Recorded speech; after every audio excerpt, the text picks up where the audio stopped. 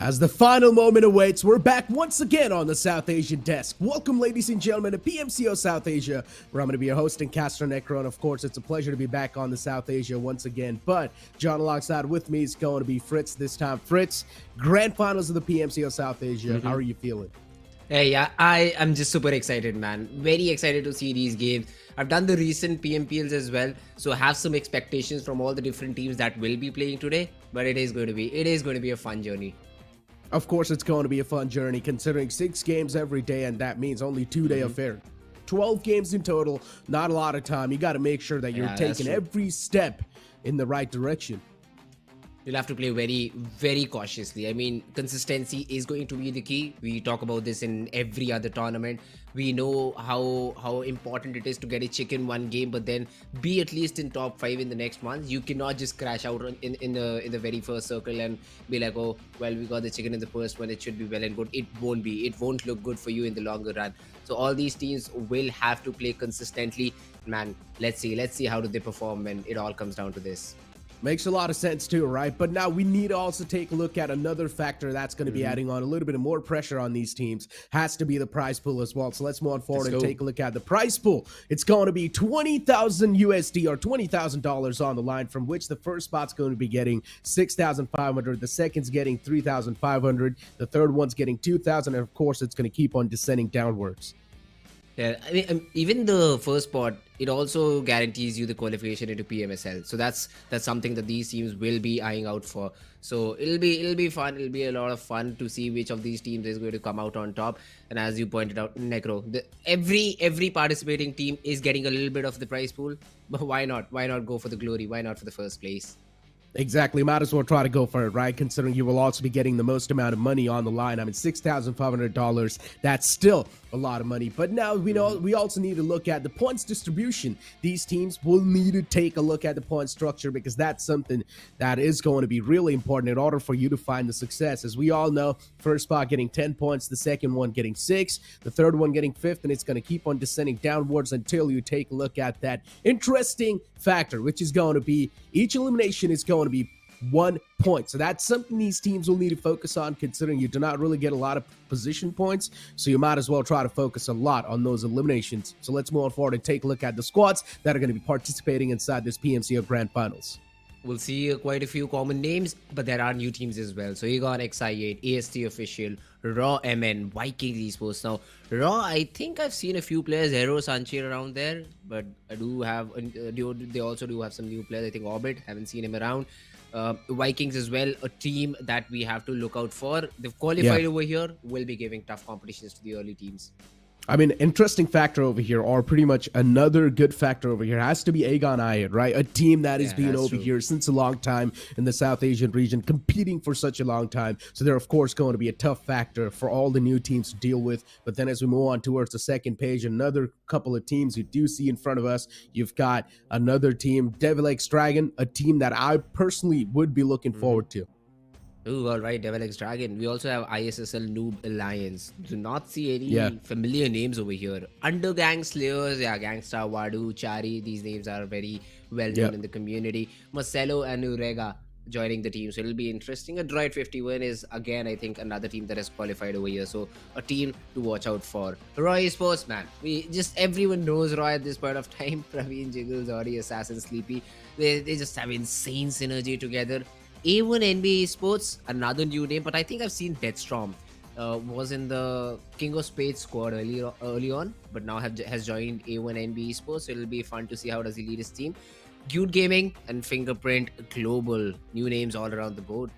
A1NB is actually a pretty old team. They're one of the most oldest organizations that's out there in South Asia. Okay. So I really want to see how A1NB is going to be performing, because we've seen this team's downfall. I hope now it's going to be an uphill curve for this team. But as we move on forward towards another page, it's going to be another couple of teams. Leo Esports, a team that has made a remarkable statement in the past. Let's see how Leo Esports is going to be performing. DRS Gaming, a team that is known for their consistency. You've also got HORAA Esports. Inside HORAA, Mafia Ninjas Edition, I hope it's going to be adding on some new X Factor inside the team as well. But then you've got Pride of CTG.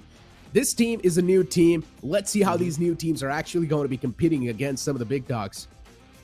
Yeah, I mean, The teams that I already know from this, squad roster pages that we've seen right now, HORAA, again another team which had a lot of Skylines Gaming, ex-Skyline Gaming players, and now they've been added on. They've added a new player to their list. Who will sit out? Who will play which map? These are some questions that I have for them. If you're going for like a map-specific roster, say for example you have specific 4 players playing Miramar and the other ones playing Erangel, there could be a little bit of lack of synergy. But if you've practiced it well, I mean, no questions asked. You'll have to be dependable on each other as a team. So let's see how these permutations and combinations work out. You'll have all the different maps being played out over here, so you'll have to be very, very wary about every other team as well. We've seen teams with what, like 7-player roster as well. We've seen a 7-player roster for all of these teams. So which player plays when? That's a question I ask for all of these teams. And once again, you're not really going to be having a lot of time to test the waters, right? 12 games exactly. in total. You're already inside the grand finals. And if you mess once, well, that's going to be counting so much in the overall standing. So you better make sure every single game you're getting those consistent points on the board. Because if you're not going to be in the race, then some of their team will try to take that position. And once some of their teams, I'm talking about the known teams, right? These guys will just want one single chance to propel themselves somewhere in the top 3. But then another factor that we can speak about over here has to be the new teams coming in. And those new teams coming in, that means they're going to be having some new strategies with the known teams are going to be unfamiliar to, because known teams are usually noticed, or known teams are usually known to play inside some of the best lobbies. But when you're facing against the underdogs, that's where they tend to struggle, because they just do not really know the playing patterns of the new team. That's true. Rotations, drop clashes, all these things will be taken into consideration. So one benefit that you have when you have a lot of teams that you already know, that you've already seen play, you know their drop locations, and it's very easy to just keep in check the rotations of their enemies. So if you're a new team, you're looking like, yeah, we share the same drop as the other team over here, you will have that early advantage. You will have that early surprise factor in your favor when you're dropping in, if you decide to drop in, if you decide to clash out. So all these things could be taken advantage of. But then again, if I talk about Raw, they are not going to spare you. If they see those parachutes in the air, they'll try to land as quickly as possible and take you out. So it is a bit of risk involved while you're going in for those drop clashes, while you're trying to go for those rotational clashes. But then again, you will have that element of surprise, and one knock can literally change the outcome of the entire fight. So that's what your focus should be on. Just take that early fight, try to get your confidence up, because early 4 kills matter a lot in this battle royale game.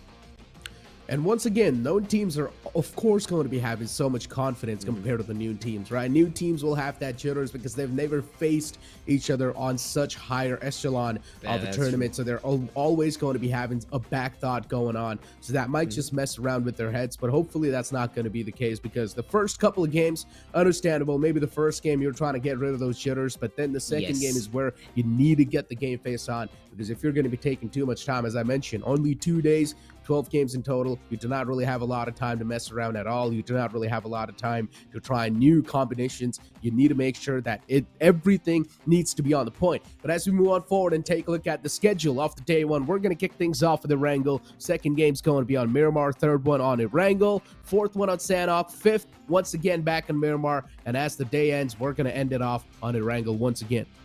I'm telling you, Necro, this map of Sanhok will change the entire leaderboard. I mean, this is such a ridiculous map. I've seen teams getting what, like 15-20 frags with the chicken, and that is just insane. I've seen literally tables being turned after this game. So I'm really excited to see Sanhok. It's a map where I'd say you will have to rely, like what, 60% of the PUBG Mobile gods. You just want them to give the circle in your favor so that you can have those you just have that good position inside the zone, because rotating in Sanhok, well, that's very, very difficult. Rotating in Sanhok is going to be difficult, as you mentioned, considering it's much of a smaller map. You never know where the enemies are going to be, and even the grass is taller. All you need to do is throw it down just for you to be anonymous inside the map of Sanhok. So yeah, Sanhok being such small map, it forces these teams to engage against each other, for you to be the dominant one, and also for you to grasp a better position inside the circle. But that's up to Sanhok, which is going to be like the fourth map. We need to focus on Erangel. Erangel being one of the most classic maps, that's going to make sure that these unknown teams, that these new teams are going to feel at home. but still it's the first game of the grand finals, so I'm expecting a lot of jitters from these unknown teams. While compared to the known teams, these matches start things off on a dominating note, as we've got the play and fly path in front of us, ladies and gentlemen. The first game of the day begins. The play and fly path starting all the way from hospital towards down south towards military base. It is an interesting plane path, so it will take away all the other part of the map. You cannot drop towards the other extremities. But then again, Georgia Pole Hospital, these areas see a lot of teams dropping in. Yes, Yaznaya would be a little bit difficult to reach. Kameshki, I think it's better to leave it alone. Lipovka as well. So cities which are towards the eastern part of the map should just be left alone unless and until you do see the first zone moving in, or you're very, very stubborn and still want to drop in those locations. Other than that, yeah, I think resort, school, all these areas will see a team or two dropping there. I mean, it's still the early phase of the game. I'm just trying to spot out a couple of drop collisions. Highly doubt that's going to be the case. Towards the Northern Georgia pool, you've got the players of PDC, so no issues over there. We've also got DRS going towards down south, towards military base. That's where they like to go. No issues on that spot as well. So at least up till now, things are looking pretty smooth sailing for all the teams. I just want to see where Leo Esports is going to land, because Leo Esports is supposed to be one of the most aggressive teams in the region. Let's see how they're going to perform over here. Well, alright, ENG I8, no changes in their drop location, still towards military base, but you do see GG. Now, this is again another squad which likes to drop in this particular city, but I think now they're deviating from it. They're probably just gliding towards the city of Novorep. DRS, they have went in for a northern side drop around that military base area, so they'll just loot those extremities, those shore areas, and then probably rotate towards the mainland. But even before anything happens, I do see a little bit of a fight going on in the region of Pochinki. So UG and RAW officials, I think they have got into an early fight. Indeed. And even the circle, yeah, RAW's got they've got one. It's quite interesting. But already, as you do see, the fight started, and, well, one man's taken down and out of the game. Not a good start. Aero being taken down from that team. So Raw, for them, it's a date with destiny. Already able to kick things off with 2 eliminations. So that's a great way to start off. A great confidence booster as well. You drop in early, you find the Uzi, and you're able to make work out of it. Sleepy and Zori starting things out on a positive note. 2 frags overall, and Raw, they're still looking to rotate. I think they're going towards Border City, but they just might find the player of UG. Vadu is still there, so you need to be careful about him, but then you have the numbers advantage. It would be a 1v4 even if it comes down to that, because Vadu's all alone. Probably as soon as he hears the footsteps, he would just like to vacate the city. Just get out of here, just play survival right now. Survival has to be the key, but Raw, these guys are out for blood. Off the bat, they do not even have good loot. I mean, look at their vest. Nothing, nada, no helmet, no vest, but these guys are still out for war, gunning it out for the opposition team. I mean, there's only one man in the front lines in the name of Vadu, and this man's probably hearing all the footsteps approaching him. At this point in time, he can probably feel the pressure just mounting on top of you, but the entirety of Raw just trying to collapse on top of you, it's something that you cannot really deal with. And as I mentioned, Raw does not even have a lot of loot to play around with. They need to make sure that every single step they take has to be good as well, because you're talking about Vadu. He's one of the most known players inside the region. We know what he's capable of as well, but here we go. The gang's now pulling up. The backup arrives, and Vadu maybe has a chance to make it out of this tricky pickle. But maybe no, because his teammates are now starting to get pinned down as well, and Zordy is on a move, but instead Zordy gets shut down instantly. Raw, not a good way to start things off inside the fight, but the trade's going to be on the point. I mean, the second player inside the vehicle who was trying to give some sort of backup, I think as soon as he saw three or more players over there, he was like, yeah, I'm just out of here. So he was all down to this solo player who slammed into the compound, hoping it was just 1 or 2 players from Team Raw Esports, but just gets surprised, just gets overwhelmed. Was able to get 1 knock, but then the return fire was just too good.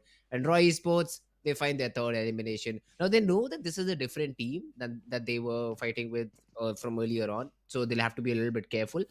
But then the point of view that you were picking up, Necro, I believe this crate has given them enough to work around this particular fight. I hope as well. I mean, especially when you're Raw Esports And when you've been looking that great off the bat, you managed to start things off with a decent amount of elimination points too, so that can be a little bit of a pressure subsider. But once again, you're talking about Raw. This team has faced opponents on this type of a competition even in the past, so I highly doubt these guys were feeling any type of pressure anyways. Yeah, and they've shown it. They've shown it with the early aggression. They've shown it with the early number of frags that they have. But yeah, let's talk about some other teams as well right now. Pride of CTG, they're just looting out 800 motors to rotate in. It's just the first zone, so they're feeling comfortable. Good amount of loot as well. Uh, Undergang Slayers, they've just lost one of their players who was trying to rotate in, provide some backup to Vadu. But now we'll have to play the remaining game with just 3 players standing. Pochinki does see Raw Amen. Ryuk for Raw. He's also just making sure it just loots every other building, gets the perfect loot, and then we'll probably try to rotate. But now we all Yeah. Royce was just following UG, man. Oh They're not my leaving them God. alone.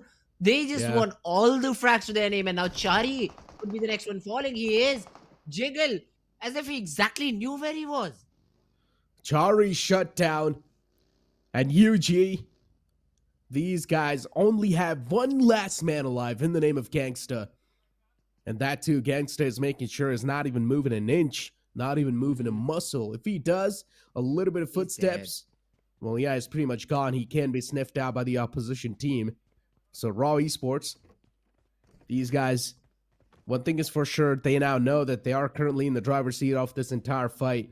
It's a 4-on-2 scenario from which UG cannot do anything. One man's trapped inside the city himself. Wadu is all the way back on top of the hill. He cannot do anything at this point in time. I'm pretty sure Wadu does not even have a lot of loot to play around with. UG thought that they were safe. UG thought they were infiltrating Roy Sports from the backside. But yeah, now they're surprised. Now they're on the verge of getting eliminated. Gangsta just one step away from his demise. But it seems like Roy Sports are not doing their due diligence. They've left 2 squad houses around this area. Gangsta is in one of them. So now Gangsta has an opportunity, Necro, to maybe pick one of the players off, get that elimination on the board before being eliminated himself, take one of the players of Team Roy Sports out of the board. But yeah, it will be a really difficult job to do because Raw Esports they're not even interested to check this particular compound. Indeed. Gangsta still somehow alive. But just imagine this. If you're UG and you're already having such a bad start inside the tournament, man, I do not know how the future line's going to look like for this team, man. Because Undergang Slayers, these guys are definitely getting slayed. So let's hope that maybe these guys' survival game's going to be on the point, because Vadu and Gangsta, they will need to carry this entire team's flag, while Raw Esport is just around them like vultures. It's going to be tough. It's going to be super tough. And considering even now the wall of death is going to start to close in, so hopefully you've got decent amount of meds. But speaking about meds, Jiggle's got none. He's like, yeah, face me. I'll at least take down 2 before going down, and the rest of the things can be done by my team. So Roy Sports, yeah, they're running low on loot, and of course, Necro, they as soon as they dropped in, they started to fight. So they did not have much time to loot. The only loot they got was from their enemy crates. So Roy Sports struggling a little bit in terms of the medicines, but probably should be good. All these small little houses will have at least some bandages that they can work around. But then Roy Sports can just go down, roll another squad out of the game, and take their first aids and medkits. So should not be a problem for them the way they're playing. On the other hand, if you talk about the zone, it is still a very interesting zone, Necro. So if you look at it from a perspective that you do not want to go to the military base zone, you have what? 60% of the area to play in? It's a very small zone. Circle's, of course, going to be on the main island, so yeah. That's why we do see GG as well, just making it all the way Yeah. from the blue zone. But there are going to be a lot of Guardian Angels on the edge line, so this might just be a tough one to breach in from. The safe zone's not going to be that easy to breach in, because you've got DRS on the northern side who's making sure that no one's going to be making it in from that side, but then you've also got another team on the right side. So GG, there's a chance they might just be camped out, but then that last minute rotation coming in from GG, once again backing inside Military Island, probably they are going to try to take control of that bridge. Ooh, let's see. I do hear some gunshots around that area. I think DRS has also started a fight. DXD, probably the team losing a player. Leo is also in the close vicinity. So all these teams need to be careful because now the fight will start for survival. You'll have to be very, very careful. Indeed, you'll need to be careful. And already just look at the splash of colors inside the circle. You do see a couple of eliminations happen here and there. A couple of gunshots are heard as well, but GG, that long rotation inside the circle is definitely quite interesting. DRS still playing around that side. But then you've got Raw Esports too trying to breach in from the northern side. Luckily for Raw, there's no one around that side, so Raw can have a peaceful entry inside the circle. But then once they try to get inside the core, that's where the real problem's going to start to hit the deck. Yeah, that's true. They draw it on the other hand though. Gangsa just trying to sniff out the player of the DXZ, wants to give some lovely little spray from the position he has. It's a good position. His 6 is already covered. No team can be there. So you can easily try and get those frags on the teams out front. Has a scope trained around that particular compound. Sujan on the other hand from DevilX Dragon. Proning in out, playing for survival. That's what he's doing right now, I believe. DevilX Dragons being one of the new teams. Definitely these guys are struggling off the bat. Lost out on Malaboy and Nabeen instantly. So yeah, the pressure's there. DRS on the top, so that's going to be even more of a pressure. DRS is supposed to be one of the most deadly teams from the Nepal region, so yeah. DevilX Dragons, these guys are not going to be so devilish after all, especially when they'll face against real soldiers. Then you've got A5 too in front of us. Let's see what these guys can pull off inside the compound, because still on the edge, you do not really have a lot of control inside the circle. And control is going to be the main key point at this late inside the game.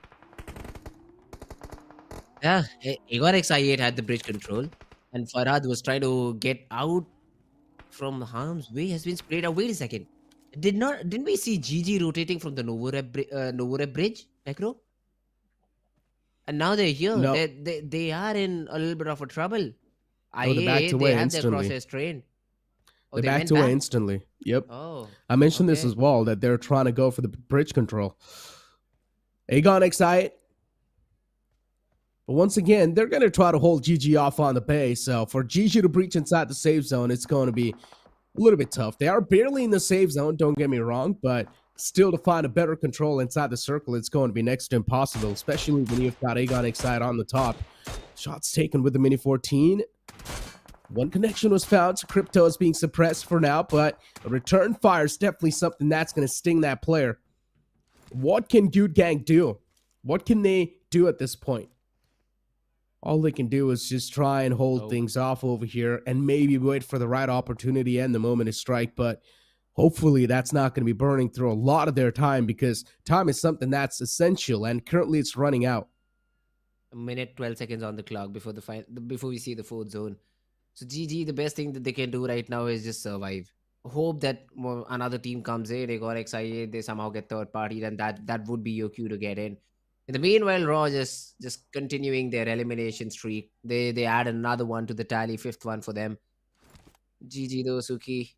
Just scoping around, gathering information, making sure that they're not completely surprised by a player and they have knowledge of where they have to shoot back. Sari just taking the sidelines, just running down the bridge, wants to get to the main island as quickly as possible, and why not?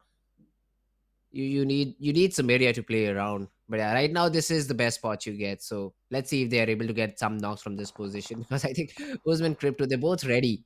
They're both ready to fire shots out of the players of Team GG as soon as they overstep their bounds. Pretty much. And look at Aegon Excite. They're not even over peaking at all. So patient in this approach. As we've got the map in front of us, right in the smack center are the players of Avon and B. They've got the most amount of chance to currently win this entire thing as well, as the next circle shift's going to be in front of us, and most of the land is actually out in the open too. It's going to be so tough to play around with this one. Out in the open, the only friend is going to be a couple of haystacks here and there. and then pretty much you can just prone down. That's going to be your best bet. That's where the players of Aven NB are going to have so much advantage that they can try and rack up as many elimination points as they can. But HORAA Esports trying to make it inside the zone too. And as we do see inside the elimination PE feed, it's HORAA Esports chiming inside the action. No Fear gets knocked out over there. So yeah, even for HORAA, things are not really that smooth. Ooh, HORAA Esports though. Because it's probably just throwing in some shots. They've started in quite a big area, so it's open from every other side. But they, I think, are just scouting up ahead. Want to get information about what's happening on their front side. Leo, and a fight between PDC, even I8 is firing some shots. PDC not in the best, POC not in the best possible situation. They lost a player. Praveen also has his crosshairs trained. Yeah, they're in a tough situation over here. Way too tough situation. And PDC, constant barrage of bullets is something that they can't deal with, as IMBA gets knocked out and finished instantly. Of course, it's HORAA Esports just raining down hellfire from the top. Once again, this team's confidence inside the PMCO Grand Final so far has been unmatchable by any other team. And UG once again under fire by HORAA Esports. HORAA Esports is just not leaving the track of UG at all. So much hurt has been put against UG, and now they collide against the players of POC, and they get instantly demolished. UG for them, HORAA Esports was the demolisher. They were sort of like the Grim Reapers for UG. Even though all these players have been taken on from the different team, it is A1 and B who have got all those frags. So they are the ones racking up the numbers. Now Sleepy has focused himself onto the players of team ISSL. At this point in time, you just fire anywhere you see a player, because you have that shack to work with. You know that nobody is nearby, at least in the notable range, to take you down. Or maybe the players of POC are, but they're completely covered with smoke themselves. So HORAA Esports, it's not the best possible area to have, but given the current situation, they should be fine. I mean, the entire circle is not in the best possible situation, so you might as well try to latch on to anything that you can lay your eyes on. And HORAA Esports, still all the three players looking so confident in that current position they have found themselves in. Leo Esports getting a couple of eliminations for themselves. So far, 5 eliminations wrapped up, so that's a decent amount of points being wrapped up by Leo Esports, and they can't keep on marching up just like this. As I mentioned, Leo is also one of the tougher contenders inside the tournament. So HORAA Esports, these guys are definitely going to have a run for their money. Leo for now, patching themselves up. FPG in the front lines. Utilities tossed on the opposite side, but let's see how well Leo's going to be able to deal with the threat that's in the front. GG as well in the receiving line. Suzuki gets knocked out. Somehow these guys have managed to find a way across the bridge. That's really good news. But FPG getting pushed on by Leo Esports. DBS up close and personal. And that's going to be it. Last man taken down and dusted. Noah is going to be the one to get that elimination onto his name. FPG out of the game, and Leo, not only that, they've got a great position inside the zone, just at the edge of the circle, but have to just focus in front of them. Sleepy from HORAA Esports, man, this guy is still not stopping, still on a fragging spree over here. Leo just resetting themselves, they have got those eliminations to their name. HORAA MN on the other hand, they're in trouble. Hero, Sanchir, both of the players have already fallen. It's just a duo by which the team survives. Rex from A51 gets a good knock onto Devil X Dragon. Raw tosses her nade onto the player of POC. Fights all around the board. Teams falling one after the other. But the only team I see surviving, thriving, is HORAA Esports. HORAA Esports, at least for now, because of the situation, these guys are pinned down. But if they had a dominating position like A1NB, these guys would have been the Grim Reapers for the lobby. A1NB, though, still that cautious approach is something that's really working out for them, and as long as they are cautious themselves, things should be pretty okay. HORAA Esports colliding against A1. As trades did happen back and forth, but still, the DBS is something that's making it count for sure. HORAA himself is alive in this scenario, and at this point, it's next to impossible. As A1NB, they put that final nail in the coffin. HORAA Esports has been eliminated, but Raw, then they take the advantage. They third party this one. HORAA Esports, they want to breach and make their entry inside the compound.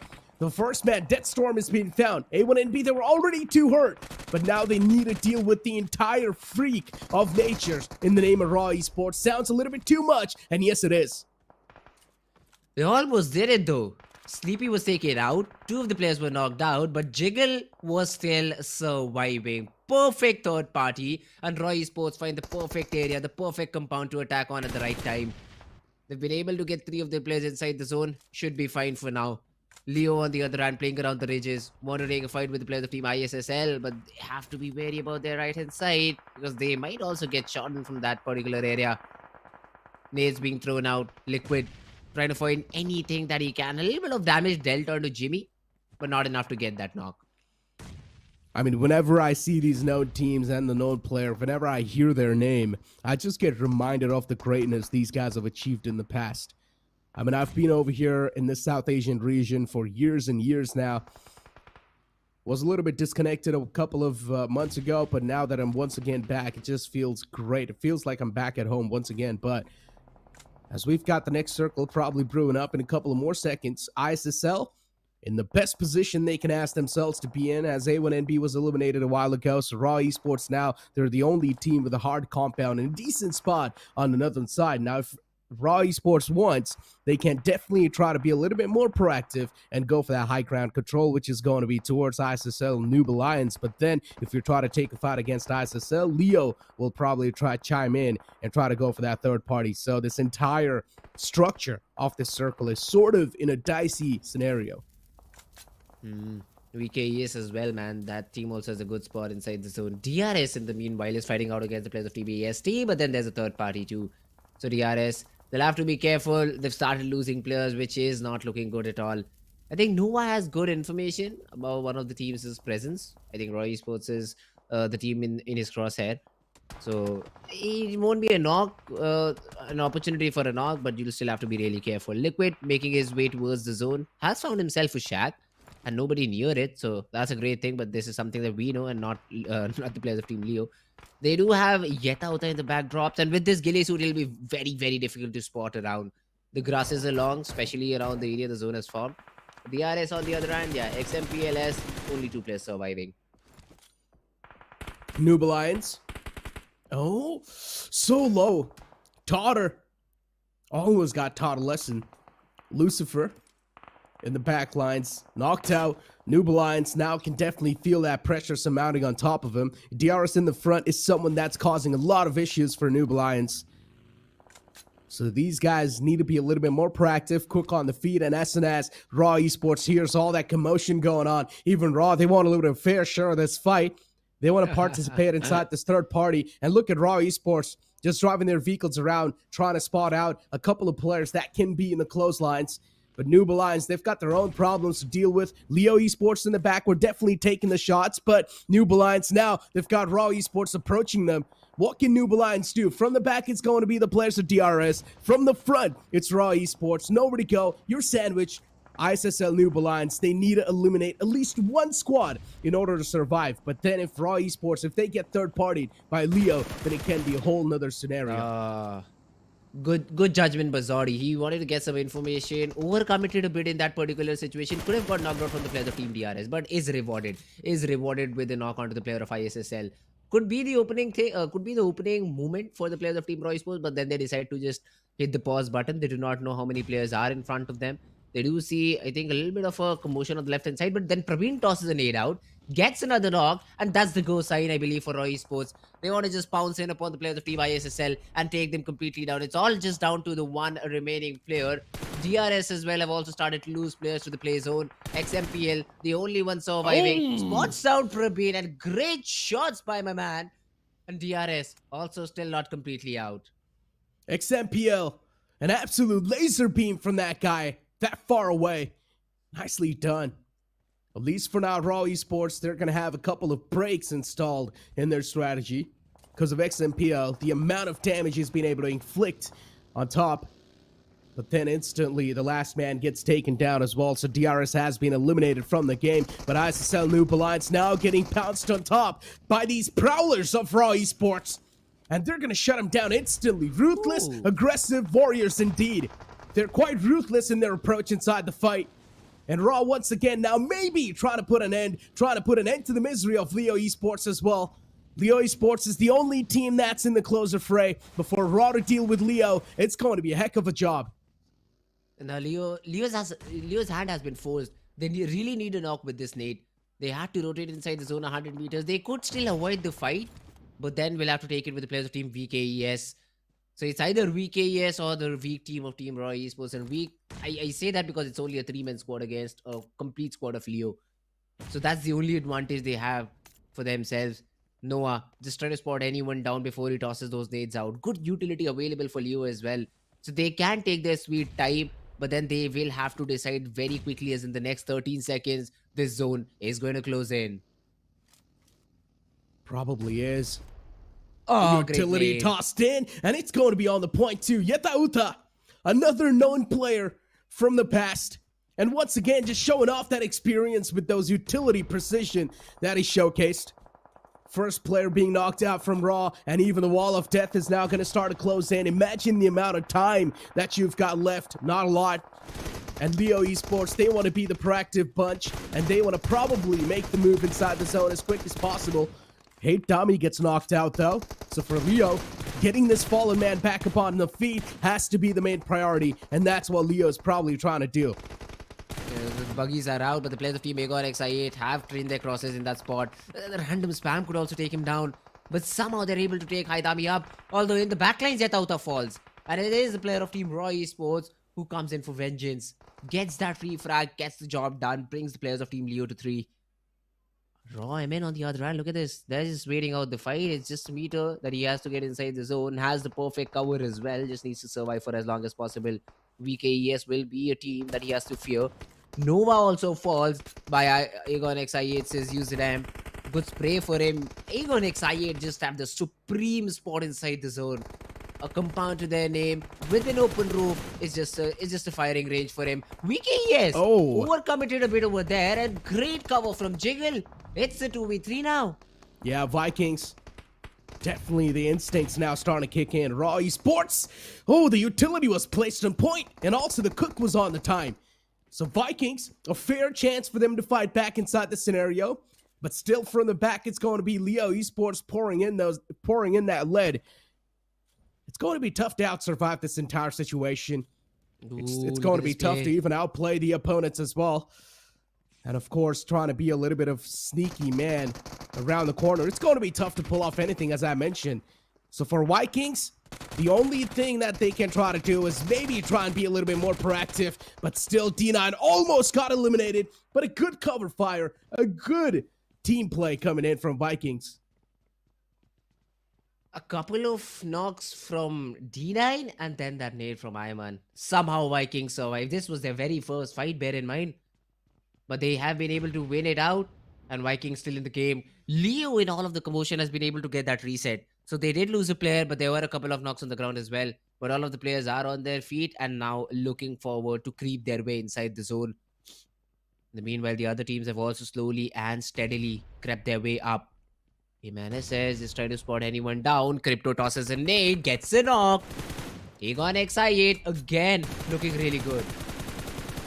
Aegon XI8 blindly firing through the smokes. Maybe some hit markers can be found, but still, last man from Rogue gets spotted. Shut down instantly. That's 3 teams. A 3v3v3 is where we are at. And Leo, I think the worst one hit because they're out in the open, no cover. They cannot even trade their players out evenly. So if one of these players falls, he's just eliminated. Yeah, that's what happens. Liquid just gets sprayed to a nade. That's a knock, and he cannot be brought back into the game. So now Haidami and Noah are the 2 players who have to do the job. 7 more seconds. The zone is going to close in very quickly. IQ confirms that knock onto Liquid. Another elimination added to the tally of Aegon XI8. Noah spotted down. User M random spray through the grass. Gets another one down. And Leo, I believe, will be eliminated on the 3rd spot. As it is only Haidami left all alone. There's definitely a chance Uzum is not stopping anytime soon. Aegon XI8, a dominating force, of course, the freak of natures. Once again, they strike in the PMCO South Asia. Aegon XI8, it is a name to be feared. And these guys, it seems like they're going to reign supreme once again. A team coming in from Pakistan region. Aegon XI8 making a statement. And at least for now, they're looking unstoppable. The only team that can be a big pain in the foot for them has to be Vikings. but it's still going to be a 3v3, so you never know who's going to come out on top. ENG, all the players that you see in the front, Uzum, Crypto, especially Crypto, one of the best assaulters South Asia's ever seen. I do not even need to speak a lot. As soon as the viewers hear his name, I'm pretty sure they're going to get all the flashbacks that he's done in the PMPLs in the past. Crypto, trying to be the sneaky man, trying to make an off angle, lurk around. He's just prone down, trying to create an angle that the opponents is not going to expect at all. And look at Crypto. As soon as he finds that visual confirmations on the opponents, that's going to be it. The snake's in action. Shots taken from Uzum. First man's knocked out. GG. IQ finds 2 itself. Vikings on the verge of getting eliminated. ENG, they're making the march towards success, and they do find it. A winner chicken dinner for ENG, and a great way to kick things off. Of course, what do you expect from a team like ENG? An absolute brilliant move coming in from them. Look at that, 11 eliminations overall. That too when they lost a player early on. I saw them when they were fighting it out against the players of Team GG around the bridge area. But after that, it was no looking back. They had a great spot inside the zone. They never went passive. Played the entire game with 3 players and just came out on top. Beautifully done. ENG with the chicken. I mean, it is a name that has been known for such a long time in the South Asian region to dominate. And they have done it once again. Off the bat, in the first game of the PMCO South Asia, these guys have started off with a massive bang. Crypto, as I mentioned, Uzum being the IGL of the entire team, or at least he was in the past. So this entire team has been known for their greatness. They have been known for their aggression they have shown, but inside this game, these guys played it so tactically well. So nothing much can be said how the future is going to be looking like for the other teams, but even RAW Esports, they were quite remarkable. They made a stark statement off the bat inside the game too. So the known teams are of course going to have the confidence all-time high. The new teams clearly are struggling. Let's hope that maybe in the front lines they're going to be able to find something great. But ladies and gentlemen, as we all know, we've got a short break lined up. We'll be right back after this one.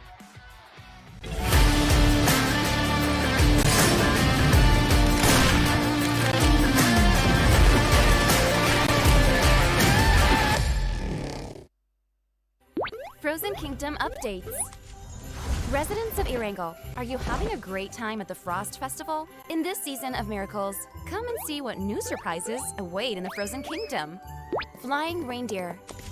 In the beautiful snowy village, you'll come to discover a new vehicle exclusive to this season, the sleigh. Don't forget to split up with your teammates to find the reindeer and connect it with the sleigh. With that, you'll unlock the magical flying reindeer. Ride it with your teammates and soar up to 10 meters above the ground and enjoy a panoramic view. If you want to acquire the flying reindeer even faster, head to the Lucky Ice Tower and be the first to ring the bell. A beautiful flying reindeer will respond to your call by descending from the sky. Surprise stockings. Moreover, there are many magical changes in Snowy Village. Find the surprise stockings on the walls inside houses and interact with them according to the hints from the phonograph. With that, you'll unlock additional supplies. Festive tree. Presents will also grow on the large fire tree in the center of the village. Admire its beauty as you pass by. Don't forget to shoot the presents, as there might be another surprise waiting for you. Soar high in a frosty fight. We're sure you are itching for the new snow battles. For more updates on the Frost Festival, be sure to follow our official PUBG Mobile community. See you next time.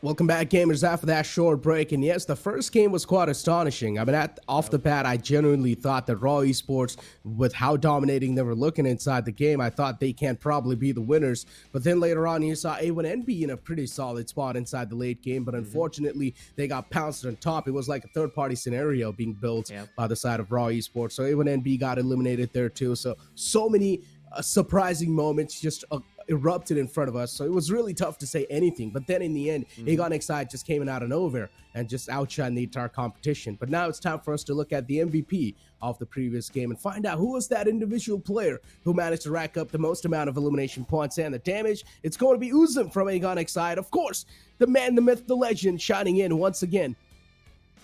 Had 4 eliminations, almost 1,000 damage as well. Not great in terms of assists, but when you're doing such a great job, you just have to be the one getting those frags. That's what Uzum did. Got 4 eliminations, 4 knocks as well, and was the most valuable player in the entire game. ENG in general, all of the players, I believe, had an important role to play. Especially, I believe it was Crypto who was trying to make a different angle into that final fight, and he might be another one of the players who had a great impact in the game. Yeah, of course, we do see him in the top players list as well on the 5th spot. But other than that, Rogue, Zordi, XMPL also had impacts in the entire Erangel match. Without a doubt, XMPL, especially when you saw that spray. I mean, look at the amount of damage he has, 941 with only 2 eliminations. Now, that's quite unfortunate, but the amount of damage this man was able to dish out, it's quite impressive. Now, let's move on forward and take a look at another graphic, because we have seen all these players. Of course, Zordi too was over there, but then as we do move on towards the match rankings, 21 points being accumulated by ENG. That's a great way to kick things off. Raw Esports 2 with 15 points, not that bad of a start. Leo Esports on the 3rd, as expected. The usual suspects just dominating through. Unknown teams, unfortunately, not been able to do that well, but still, Vikings, they have surprised me. Yeah, Viking, just based on their positions. These points they were just able to get just based on the terms of their position that they had. The eliminations were not that great. The only eliminations that they had were against the players of Team Raw Esports. That too very, very late. I believe what in the 7th or the 8th zone. So early fights is something that they're avoiding. The other teams, DRS, HORAA, not the best possible start, but still a long way to go. You still have some games left to your name. Exactly. I mean, DRS Dragons, I had a lot of expectations from this team, but unfortunately not been able to deliver on top of that. Even DRS, HORAA Esports, these guys are some of the best teams South Asia's seen, but unfortunately they were just not able to play. Maybe just the first game jitters, maybe inside the second game they can get a much more of a better structure in the upcoming map in Miramar. But once again, I mean, all these teams not been able to perform. Majority of the teams on the latter half of the board are the unknown teams. But as we move on forward towards schedule, as we know, next game's going to be Miramar. This is something that's going to give a much more time for these teams to think through in a better way. Yeah, Miramar, the land of DMRs and snipers. I just love to say that word, the land of DMRs and snipers, because that is a map where we see the most action. But then in the recent past, the meta has shifted and we've seen the bold action taking a hit. Less number of Kar 98s could be found in the game. So I'm still excited. I just want an M24 or maybe an AWM being played by one of these teams. But hey, only time will tell if that's the case or not. We have started with the game of Miramar, and let's see which team comes out on top.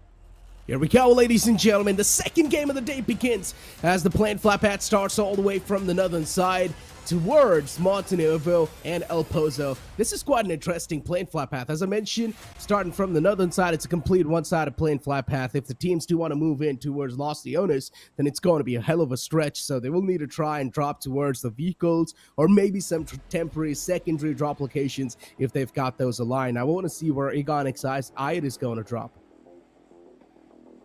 They probably, I think if I remember correctly, drop around Pecado. I'm not sure about that, but could be a possible drop location, or maybe San Martin. Not sure about that either.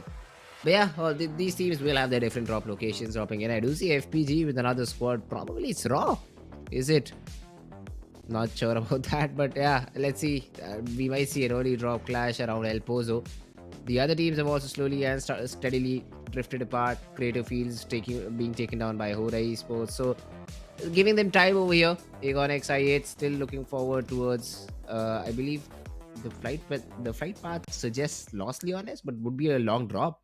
Will take a lot of time if they do go towards that city of Los Leones. Probably HORAA Esports going towards the northern side, which is going to be La Cabrera. So HORAA Esports is going to have a smooth sailing. There's no one over there, but look at the circle. I mean, it's a pretty okay circle, not too bad, just tilted a little bit on the right side. But imagine if the circle was completely down south, then the teams would have been challenged to the fullest potential. But the circle is sort of favoring the plain flat path, so a lot of these teams are going to have a smooth sailing and getting that prime spot in their hands. A1NB going all the way down south. You can still see them sailing towards that drop location. HORAA Esports too, quite close to that team, dropping in towards Picado. So HORAA Esports trying to be that dominant team, taking over Picado. ENG still somewhere around La Benedita. A lot of these teams have been screwed over, or a decent amount of teams have been screwed over because the plain flat path was on the northern side. That's why you need to have at least 2 to 3 drop locations all in different parts of this map, so that you're at least able to drop in a spot. Even if it's a drop clash, you know how well to rotate, how well to get that fight in your favor. But yeah, some of the teams, irrespective of the playing path, they just stick to a specific spot, and that's where they're dropping in. So we might see some rotational clashes as well very early on, just dropping in for the vehicle. One of the player finds a pistol and tries to shoot the other player down. Situations like that could start over here. But yeah, let's see. It's only time that will tell. No early drop clashes as of now. GG also towards a small Tenuovo, peacefully looting for themselves. Leo have gone in for that power grid split. San Martin, Hacienda del Petron, I do see the players of DRS around that area, so they will also get some decent loot. FORAA in that city of Impala, it's only Aero who is very, very far away, but now has found himself a vehicle and will slowly and steadily regroup with the team by looting some little compounds along the way. So all of these teams, for now, very comfortable. On the northern side, though, we might see Devil X Dragon go against the players of Team ISSL. That would be an interesting fight. Yeah, it would be. Especially you do see that one player from ISSL just all by himself. So there's a chance we might see that potential clash coming in soon, but at least for now, it's quite a peaceful start to this Miramar game. And once again, as we know, even the point structure sort of forces these teams to go for the fights and the elimination point. So you do not really have a lot of choice left anyways, right? You only get 10 points for getting that chicken dinner. I still remember the old point structure used to get 15 points for a chicken dinner. So that's a big difference, or that's a big drop-off in the point structure itself. But we already do see the first elimination hit the deck towards POC. Let's see. Ooh. Yeah, it'll be interesting. But right now, all the teams just taking their sweet time trying to get that early loot. First blood yet to be drawn, I believe. Oh no, it has already been ASC, as you said. Ajaya has been able to get one of the POC's player out. Imba could be the next one on cards, or maybe one MBA could be the next one on the cards. Core also in the close vicinity, but then support will be delayed if Slayer is able to get another knock. So ASC is just poking around, probably trying to find anything that they can before they rotate out, because they still have to make 500 meters to get inside this first circle. Indeed. AST, Ajaya on the top. I mean, considering the players of Pride of CTG, they've already lost out on one of their men. So they're in a big man disadvantage inside the fight. Would they really want to go for it, though? Maybe that's the reason why we're seeing them just pin back. And POC. AST is clearly having that confidence to go for the fight, but POC, they know they've already lost out in one, so they cannot really afford to make any type of rookie mistakes anymore. Shots taken from IMPA. All of them missed too. That was an opportunity for you to shine, but unfortunately, he was not able to grab onto it. Yeah, SLR is not an easy weapon to control. That too with that kind of a scope, the recoil is just too much, and that's what we saw. Was not able to control the recoil. It's fine. Anyways, the opponent team already knew your locations. You were just trying to retaliate back, but just gave away the confirmation too. So it's fine for now. AST probably stick around for a couple of minutes over here, and then we'll just rotate out. Unnecessary risk is something AST should just try to avoid, because you've already got that first frag to your name. Should be good enough for you. AST. Oh, these guys are pushed up close and personal. POC in a big world of trouble. Slayer in the front line. Spots out the first one. Good shot. Chip down the player. Slayer now trying to reposition himself in a better spot. AST now trying to wrap around the corners as well. You can see even Saigo VN is all the way in the back lines. And POC currently, they're just trapped in this city. Where can they go? A 3v4 scenario. And POC being trapped in such a bad spot. It's really just forcing these guys to come up with something new, but it just sounds next to impossible. And all POC can do is just try and disengage from the fight, find a couple of vehicles, and maybe try and make a rotation out of this tricky spot. Before now, POC, all they're doing is just prone down in the same spot. And even they're burning through a lot of meds, so AST is getting advantage all across the board. This player does have a lot of smokes available, so could toss a few out to create a wall to get out of this compound and in some cover. But now already Slayer has taken a different angle. Even Zio, look at him, just following the remaining two players, I believe, of the other team, or maybe just getting inside the zone now. So it was very brave of AST to go in for that fight early on, considering you also do not have great loot available for you. So now all of the players of Team AST just rotating around, getting themselves inside the zone. And yeah, well, I would love to check Slayer's driving license. That was not the best maneuver over there. Yeah, it indeed wasn't. And Slayer, oh no, look at the amount of shots that are being taken. Zordy, oh, almost knocked out the player in the front. He's quite low, going for the patch up as well. And GG. One thing GG realizes is that engaging inside the fight is not going to be the wise way. Instead, disengaging has to be the good option, and that's what they're trying to do. Once again, Farhad was taken down a little bit too low, so he needs to patch up. Man, that guy's burning through a lot of meds. And look at Sleepy now approaching the fight. Raw Esports is not a team you would want to face up against. The next circle shift comes on board. It's going to be on the southern side, a little bit tilted on the right. So at least you can say 4 Raw is being favored by the circle. Bro, Raw Esports right now had a 2-2 split going on where 2 of the players are fighting with GG, the other 2 with the players of Team UDG. That's insane. And now all of them just focus upon the players of Team GG. Soulless the first one to fall. No backup available as of now. Sairi will try to peek out and probably give some sort of a counter knock. But yeah, as soon as he sees that Soulless has been taken away out of the game, just dips in the vehicle, goes in for the rotation. Oh no, this is not good. Really connect shots. He's whiffing a lot over there. I think he gave a lot of damage to the vehicle. But then there was no knock available. Sairi tagged up quite a bit. But once again, just survives in that situation. It's quite tough to connect shots at that range, so Raw Esports failing to do so. I mean, you can see they're so adamant in taking them down, but now the wall of death is going to start to move in, and you do not want to be chipped away, especially when you do not have a lot of meds.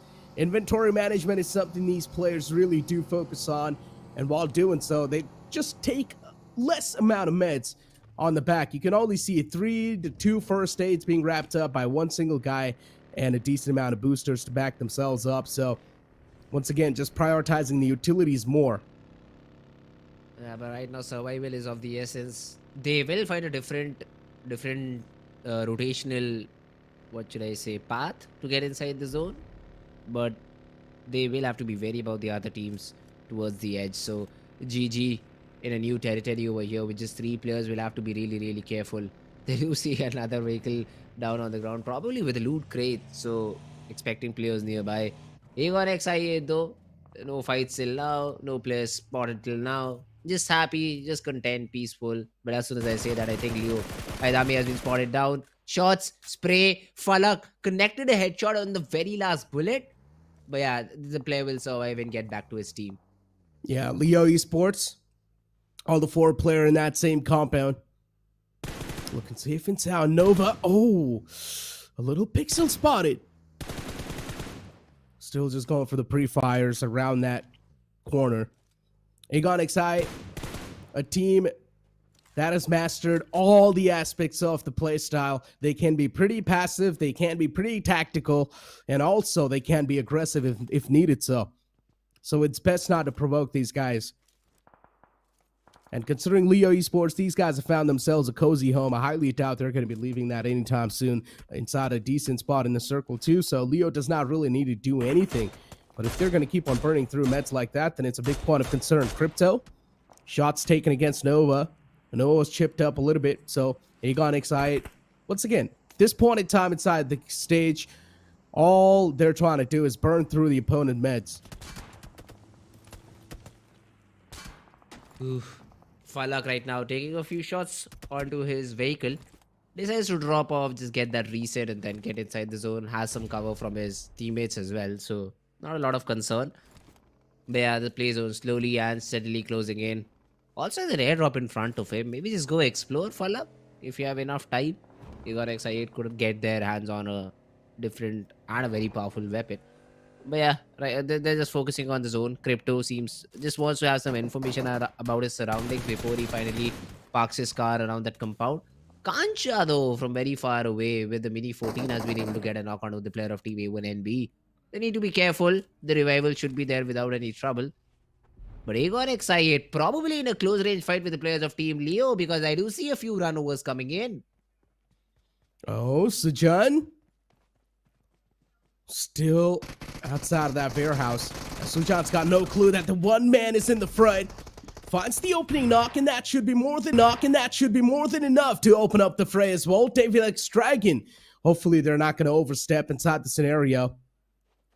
One single bad move on the board can cost you your life inside this entire game. And considering you do not really have a lot of games in the first place to begin with to prove your worth, this is going to be a tough competition indeed. Even on the opposite side, you can clearly see DRS Gaming just waiting over there for anyone to try and breach in from that side. As soon as that happens, DRS will probably take a lot of shots. And already, DRS Dragons, they're losing out on the man number. This is not good. Nobody gets caught out in the open, but now finds a little bit of piece of cover to play with. Oh, yeah, I think you said it a bit too early. XMPL from a high range angle with that Mini 14, probably a 6 or an 8x scope, has been able to do the job. Gets that knock, and I don't think so the revival is possible anytime soon, so should be a frag confirm for them. DRS making the most out of the situation, just making the best possible play in that area. Prabin, though, tosses a nade out and takes down the players of Team POC. That's not a good look for their team. DRS, Killer YT, a man on a mission, a man with a big past. Let's see if Killer YT still got that click that he had back in the day. XMPL, spray was there on the point, but still not being able to find that connection. Instead, it's going to be D1868 who finds the first knockout. And DRS Gaming, at least one of the players has actually found the escape, but instantly he gets caught into another team. So, yeah, Mamathai's got nowhere to go. Noob Alliance being eliminated off the bat. Such an unfortunate turn of events for that guy. Yeah, that is just very unlucky for him. He wanted to run away from a squad, ran into a different one. So, cannot do much about that situation, but it's fine. You should be able to bounce back in the next game. Just get information. Just watch the game. Try to find out the rotations. Try to find out how the other teams, decide to play when the circle does not go with them, and maybe find a way around that. DXG could be the next ones in line. DRS, all the 4 players surviving. Although it's only Killer in this close vicinity, so needs to be a little bit careful. Even the players of Team Roy Sports are climbing up the ridge behind them. So another thing that they will have to keep in mind, but then XMPL comes in with a cover fire. Nobody gets shot in the back, and DXD should be out of the game. Of course, the classic third-party scenario. DRS Dragons, nowhere to go. What can they even do at this point in time? One less man alive. You might as well accept the fate. You might as well accept the defeat and just get taken down by the opposition team, or just wait for the wall of death to take you and consume you. DRS Gaming, another team that is in a decent spot. A1NB, a man on a mission, was Sinister, but unfortunately he gets shut down instantly, deactivated.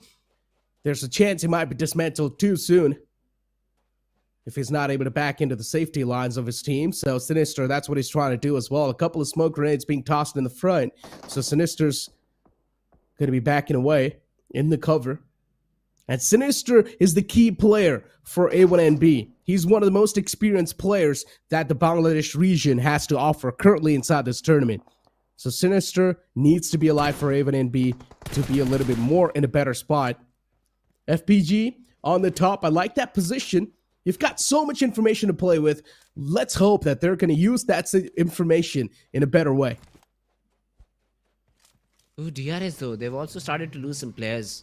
HORAA Esports came in and they've been able to get a few knocks. Even GG being targeted by them. Mali gets another frag to his name. Jiggle from Raw though wants to get some information. What is this? Raw Esports again have 8 frags? Another great start. This team is looking really, really fantastic, and they might just be able to take down the players of Team Aegon XI8 in terms of the overall leaderboard. Look at that. They're already ahead. Aegon XI8 have been just reduced to 2, but then we cannot count them out, can we? They just got a chicken in the previous game with 3 players. Yeah. So, I mean, just imagine, right? Raw Esports is one of those teams that does really good in a professional lobby, like in a proper known teams lobby that I'm talking about. So they're of course going to decimate the competition inside of PMCO, where there are a lot of unknown teams too, where there are a lot of new teams. And that's what Raw Esports is doing. And they have faced much more of a tougher competition in the past. So for Raw Esports, this is like a hot knife through butter. and it seems to be the case. They certainly are playing in a very aggressive fashion, a very easily aggressive fashion, I'd say. But yeah, DRS on the other hand, just throwing a few smokes out here and there. HORAA would be the team that they will have to fight against this time around. In the meanwhile, though, GG's to them because they've been eliminated out of the game. Killer trying to spot Sky, maybe? Could be Mafia Ninja and Malik either. But then they just want information over here. They do not want to start a fight. Although those smokes will attract a few nades if HORAA Esports get within nadeable range. So that is something that DRS have to be careful about. Otherwise, they will be in a world of trouble. Sky, what was that? My heart stopped for a moment because even if he failed that waiting for a single second, he could have been taken down, but the nade will do the job. Killer, as the name suggests, is out for blood. First knock on the board. Mafia Ninja very low. That nade could do damage, but I think it did not find the right pixel. Killer cooking another one. Tosses it out. Mafia Ninja, look at the HP. They're going in for the revival, but DRS playing it out passive, and then the third party. Crypto from behind will just get that knock.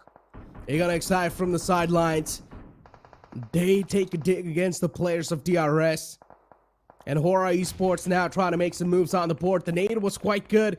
Finds the confirmation on a killer. And HORAA, they're going to send it against DRS. DRS, they're not really able to perform to the fullest potential. But still, one less man is trying his best to fight back. Uzi up close and personal. Can't find that value. But what? This last guy from DRS is making it all count.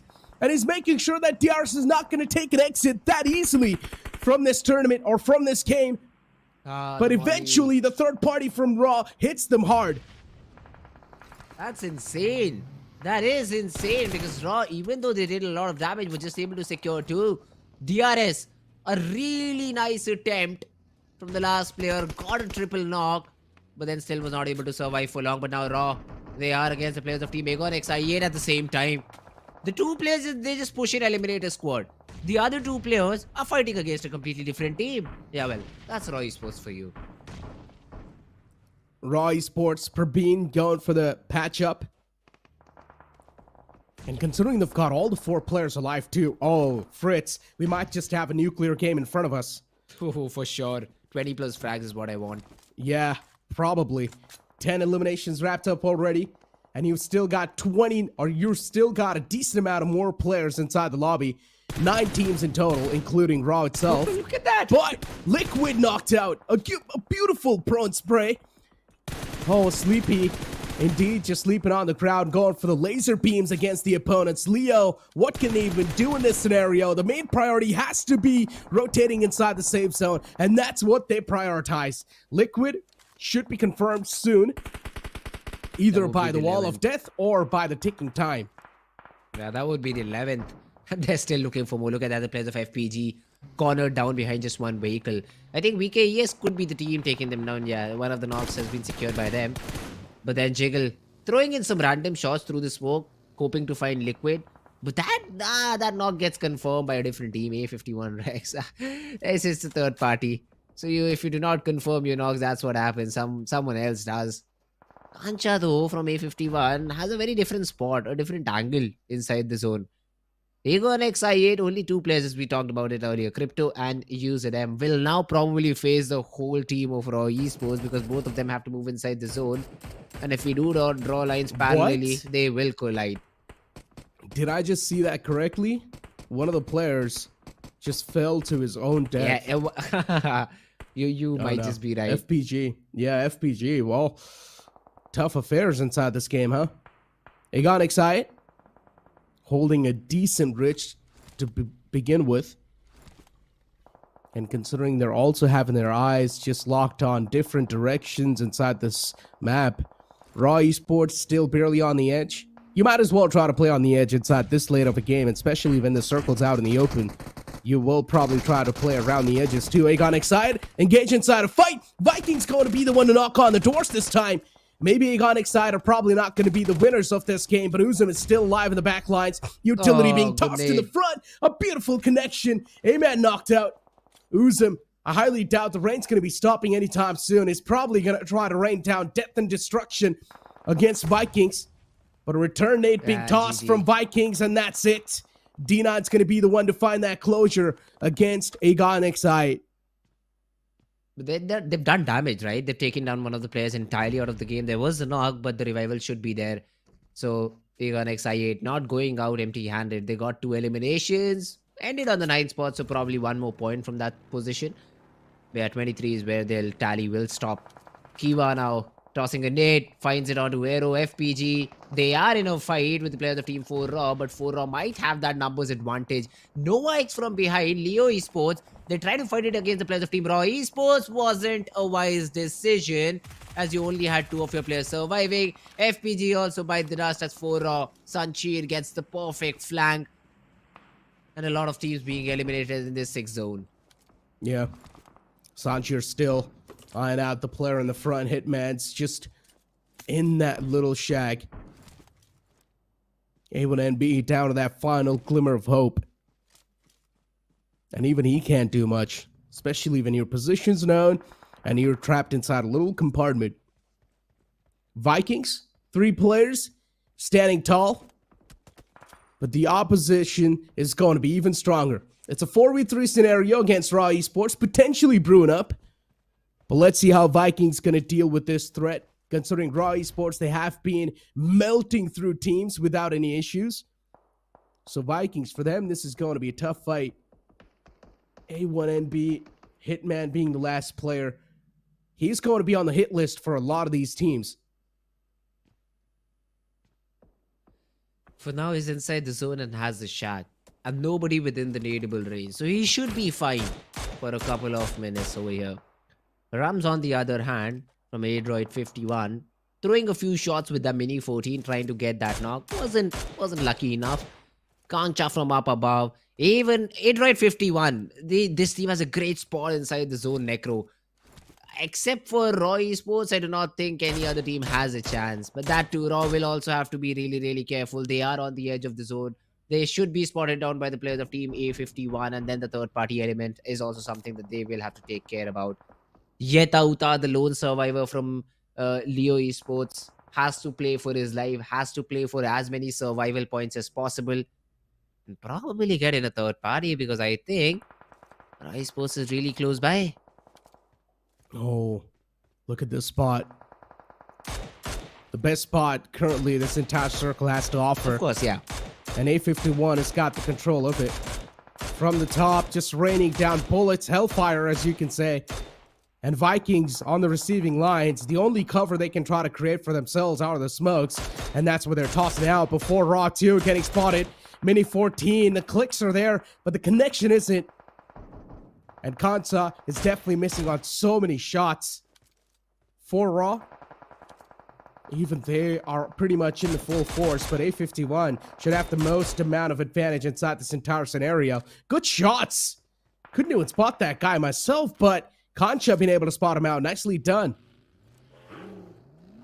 Yeah, well, that's why Necro you're here and he's playing the game out. It's fine though. Rogue over here. Just rotating inside the zone. For HORAA is another team that has got 7 frags to their name this time around. And are looking strong inside the zone. Not in the crosshairs of Kancha. So should survive for a little longer. The other players of Team RAW, for HORAA, they have to be really careful. Rogue just try to get any information that he can. This buggy is a live bomb in its own self. If someone shoots 2 bullets, it will be taken down. But then they're stuck with that. No other options. Raw Esports, on the other hand, are now trying to toss a few nades onto Aero. Won't land, but Aero just makes sure that he knows where the players of Team Raw Esports are so that he can dodge anything else coming his way.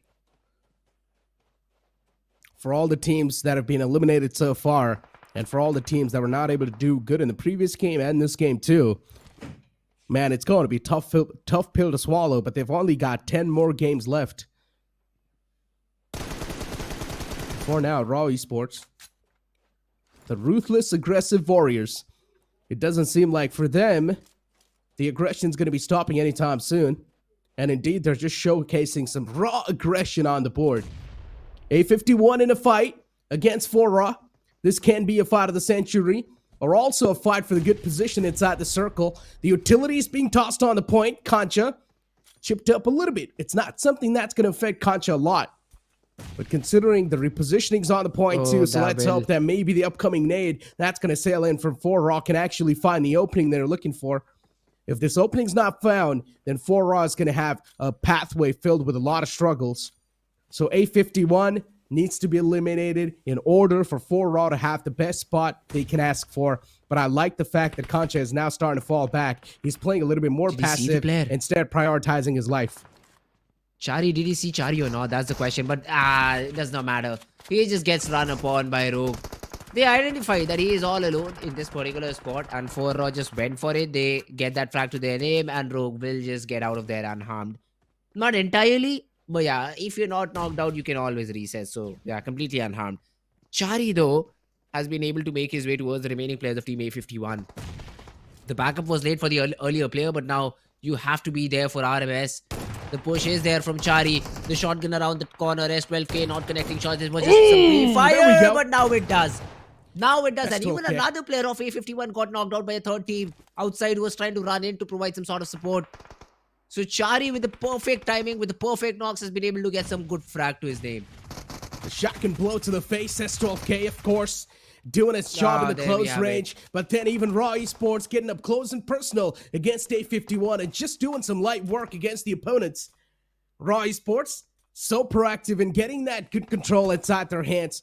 And as soon as they do get this compound wall control, maybe now Raw Esports' just destructive plans will start to brew up.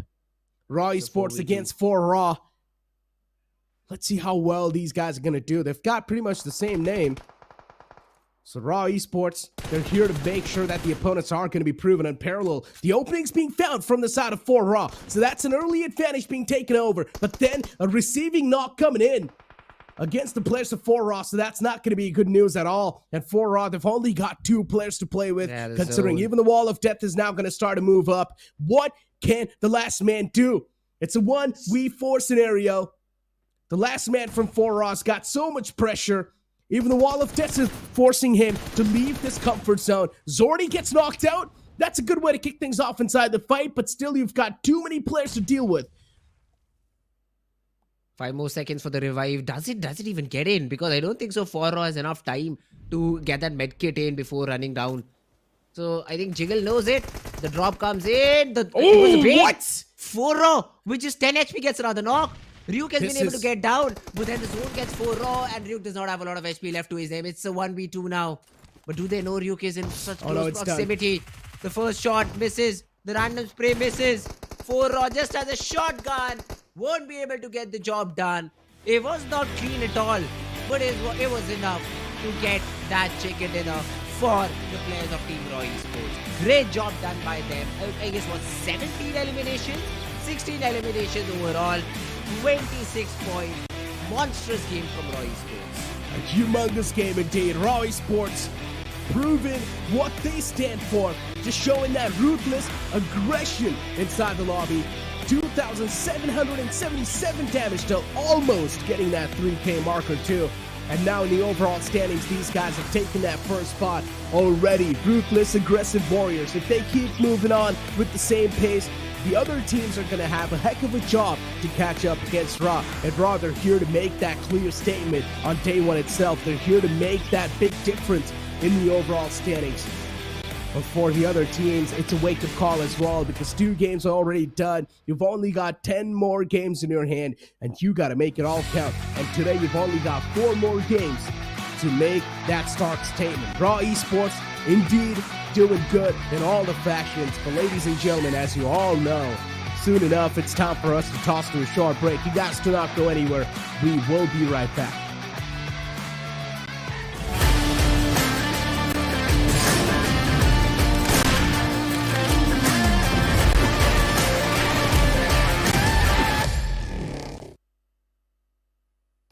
Frozen Kingdom updates.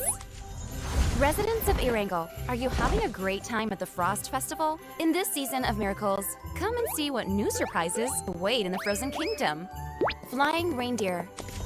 In the beautiful snowy village, you'll come to discover a new vehicle exclusive to this season, the sleigh. Don't forget to split up with your teammates to find the reindeer and connect it with the sleigh. With that, you'll unlock the magical flying reindeer. Ride it with your teammates and soar up to 10 meters above the ground and enjoy a panoramic view. If you want to acquire the flying reindeer even faster, head to the Lucky Ice Tower and be the first to ring the bell. A beautiful flying reindeer will respond to your call by descending from the sky. Surprise stockings. Moreover, there are many magical changes in Snowy Village. Find the surprise stockings on the walls inside houses and interact with them according to the hints from the phonograph. With that, you'll unlock additional supplies. Festive tree.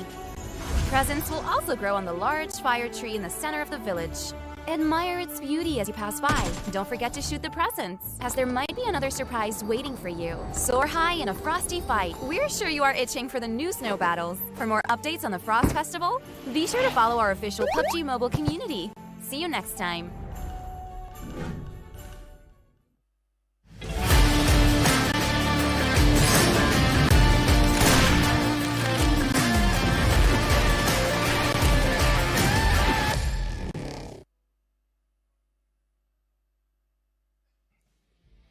I'm not gonna lie, that Christmas event looks pretty good, and I want to try it out myself. But what are you guys waiting for? The people that are currently watching this event, make sure to go ahead and try that event out because it looks pretty fun. But getting back inside the game once again, Fritz, as we did see the previous game, Raw Esports, they were not really able to secure that first game because the zone shifts were just so unpredictable. But now that Raw Esports, they've got their hands on that chicken dinner, I'm pretty sure it's a leash they're not going to let go of. Not at all. And I mean, the MVP also should be from their team. They had, what, 16 elimination, and I believe Sleepy was the one just carrying his team in that particular situation. Look at that. 11 eliminations. 11. What? Yeah, exactly. Out of 16, it's Sleepy who has eliminated, what, almost 3 squads by himself? He did 70% of the job for his team. Or maybe more, probably 80%. 11 eliminations all by himself. 1440 damage wrapped up. Man, Sleepy, a one-man army indeed. This man's name is Sleepy, but he's definitely not sleepy inside the battlegrounds. He's quite awake. As you've got Row 2 with 6 eliminations wrapped up, Kansa with 3. You've got Ryuk with 2 eliminations, and then Jiggle with 3 himself. Jiggle being the IGL, if I'm not wrong, off this team, or at least Jiggle used to be the IGL in the past as well. He is supposed to be one of the best ones too. So if Jiggle is the IGL, of course, Raw Esports is doing fantastic once again. As expected, or under the guidance of Jiggle, you can expect just greatness. In general, we thought A51 could have the best spot on top, but then unfortunately, 4Raw just pushed on top and took it over. Ooh, yeah, that's true. Great job done by all of these players. And let's have a look at the number of points that they were rewarded for. So Raw Esports, we already saw 26 points to their aim. Raw MN with 17. So they got that second spot. Good number of eliminations as well, making sure that they have quite a healthy lead against the players of Team Adroid 51, who themselves did a good job. Total 6 eliminations, but Kancha was the one who did the major heavy lifting. From up top that hill with that mini 14, Adroid could have had a better game. If the players of Team Raw MN did not push Kancha out of his position, or if they were a little bit quick with the backup. Other than that, yeah, Adroid 10 points, HORAA Esports have 8 points. All of those points came in from eliminations, so that is interesting. That is also really good for HORAA. Just add some more placement points to your name, you should be good. Indeed. Second page in front of us says A1NB. And once again, not being able to perform that well. ENG, a big downfall in the performance, but still they should be in a decent spot in the overall standings, considering they kick things off on a great note. But then you've got Devil X Dragons. with a massive hit once again inside this game too. So a lot of the unknown teams once again on the latter half of the board. If this keeps moving on, it's going to be a big problem in the food. For Raw, they have caught up once again, making it inside the top 2, and Raw Esports making it to the first spot with 41 points wrapped up. Now, as I mentioned, that's a remarkable difference between the first and the second spot. So for the teams that are going to be on the 8th spot, they're going to have so much catching up to do, because look at A1NB. They're on the 8th spot with only 9 points. That's a single-digit number on that board. It's going to be such a massive climb for A1NB. They will need to have a nuclear game in the upcoming 4 games that they need to perform. But as we do have the latter half of the board, DRS2 on the 9th spot, Undergang Slayers not been able to perform once again. Noob Alliance on the same page. Yeah, not looking good for either of these teams. So they still have a few games left on the cards for them, like what, 4 more games, different maps. Let's have a look at the maps that are still remaining. So we will be playing the next game on the map of Erangel. You have a Sanhok, a Miramar, and then another. So a couple of Erangels left. Teams are a little bit more comfortable, as I have heard, on this particular map. So let's see if Erangel could be of any semblance for either of these teams, because still now, we did see ENG I8 playing really good in map number 1, but then we talked about consistency, right, Necro? And this time around, they were not able to show up to the occasion. They got 2 eliminations, got eliminated on the 9th spot. This does not happen very frequently, because this is a really great team, but then you have to perform the way Raw Esports did in the previous 2 games. You have to be very, very careful, but at the same time, rack as many frags as possible. Well, you got to be careful, but the upcoming game is here, ladies and gentlemen. Match 3 of the day, as the plane flight path starts all the way from Primorx towards the opposite side, which is going to be the northern side. And this plane flight path is going to be quite interesting, because it's tilted on one side of the map. Now, if teams do want to move in all the way towards military base, Novropnoy, Milta, or even towards Yasna Poliana, it's going to be a decent stretch, but it's not that bad, considering you can drop in towards the roadsides, you can get the vehicles, and then maybe try and traverse towards your drop location. DRS taking an early exit from that plane flight path. Let's see what sort of a start DRS is hoping for. In the previous game of Erangel that we saw some early collisions, so I'm hoping for the same inside this one too, considering the plane flight path is quite cruel. Yeah, again, a very similar plane path as to game number 1. So still Milta Power, Lipovka.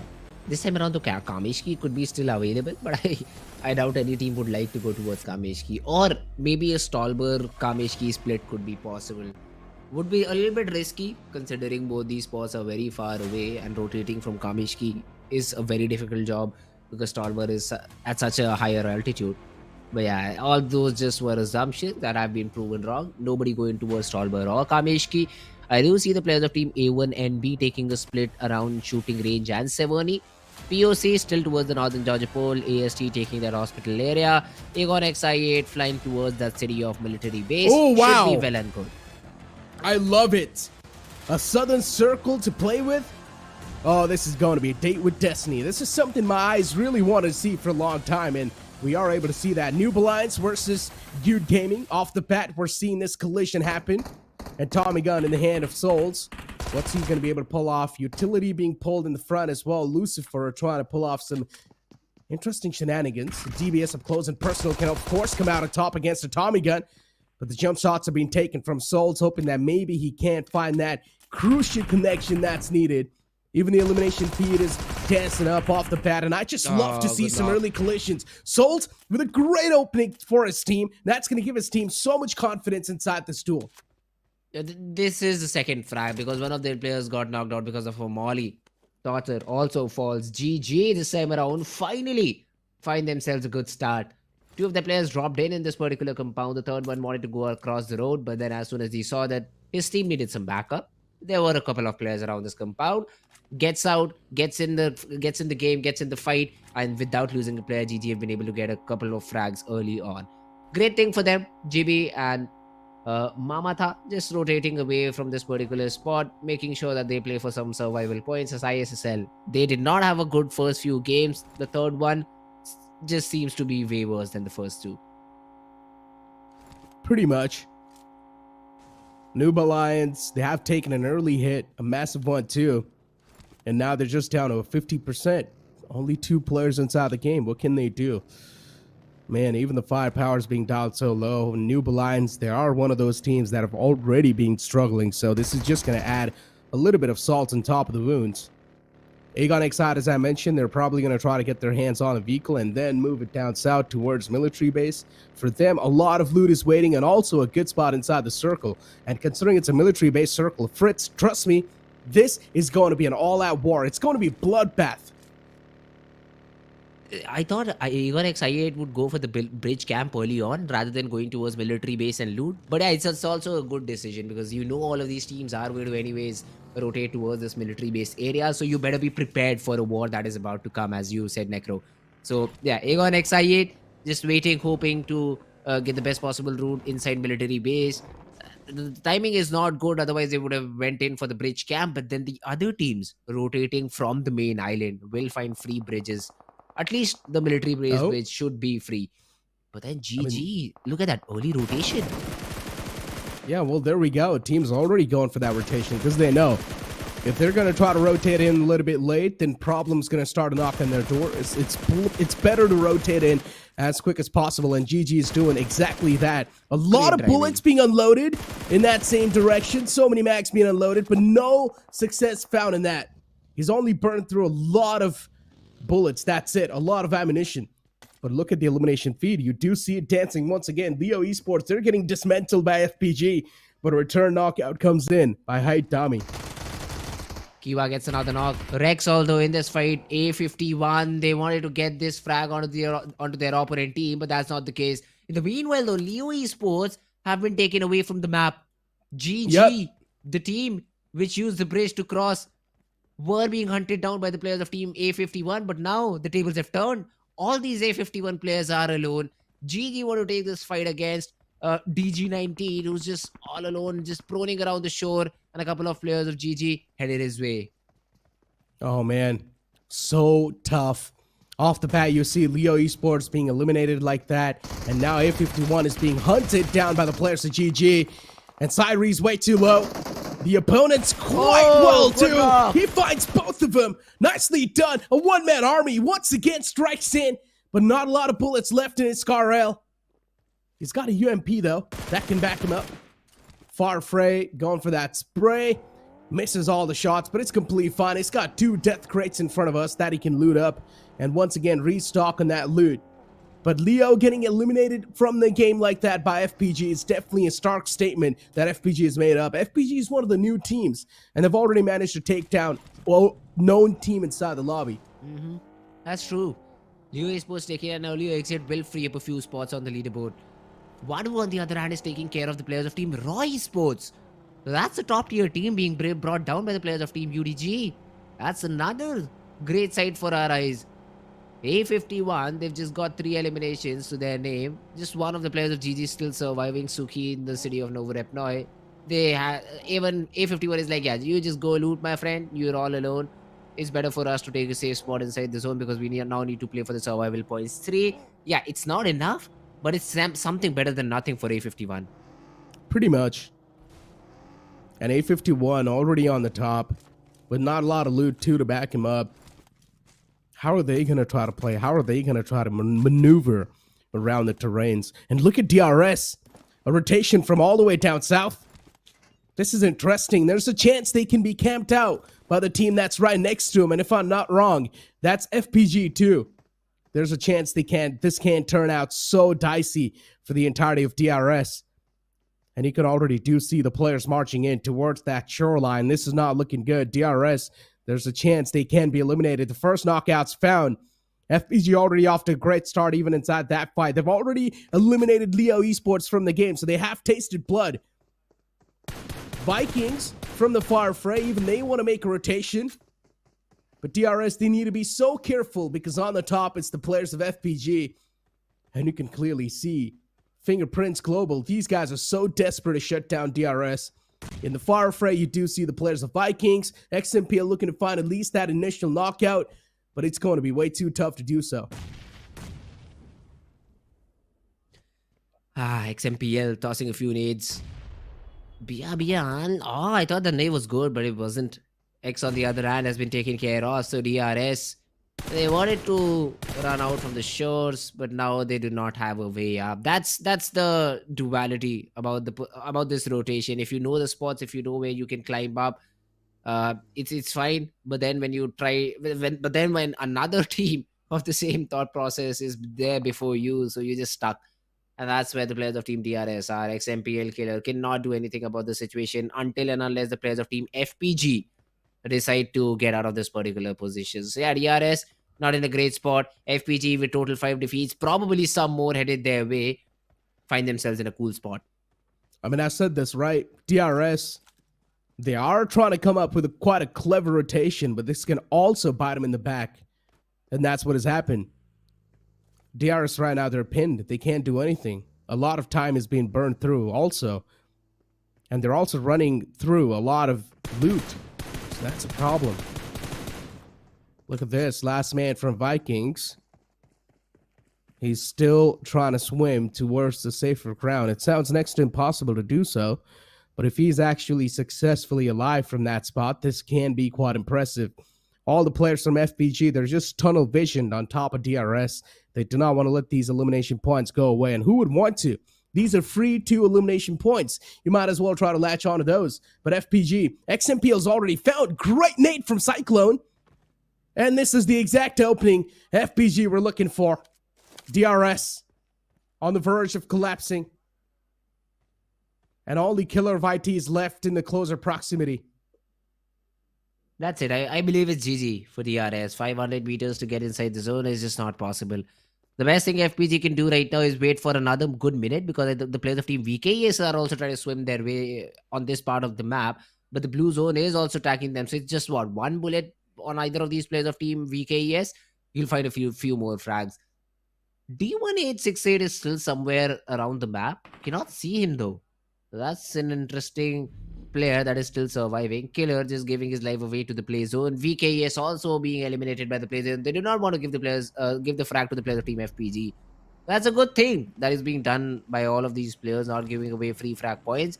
And FPG now finally forced to rotate, will try to find themselves a better spot inside the zone. FPG, guys on the move. Considering DRS Gaming, XMPL was knocked out. He will also be confirmed by the Wall of Death. Even VIKINGxSS gets knocked out and finished. Such an unfortunate turn of events, and this is why I love the military-based circle. It really challenges a team to think on the fly and make decisions as quick as possible. The teams that do manage to make those decisions quickly enough, they can come through victorious. But if the teams, they are delayed preachers, well, then they just have to go through some tough times. 100 times tougher compared to the teams that are already inside the military base. Hey, look at that. ENG after looting military base went to go in for a bridge camp, but now have to move inside the zone themselves. Falak has a good spot, is already inside, but then Crypto also has a ridge, which is a really, really good position inside the zone if he decides to. I think UZM is taking that ridge.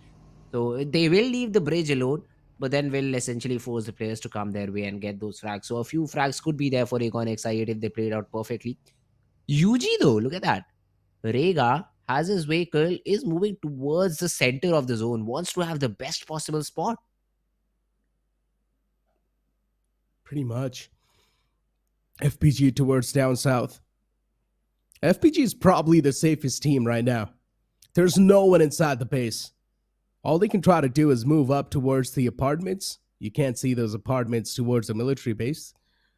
And they can just take control of that C. ENG towards the left side. Pretty much holding it through the bridge lines as well, making sure no one's going to trespass that area. So breaching it into the safe line is going to be even more tougher. HORAA. We've got them in front of us, and here we go. POC, first man found, as you mentioned. Yeah, free elimination point indeed. He was proned out in the open. I just love what Rogue's doing over here. From the back, he's pushing in.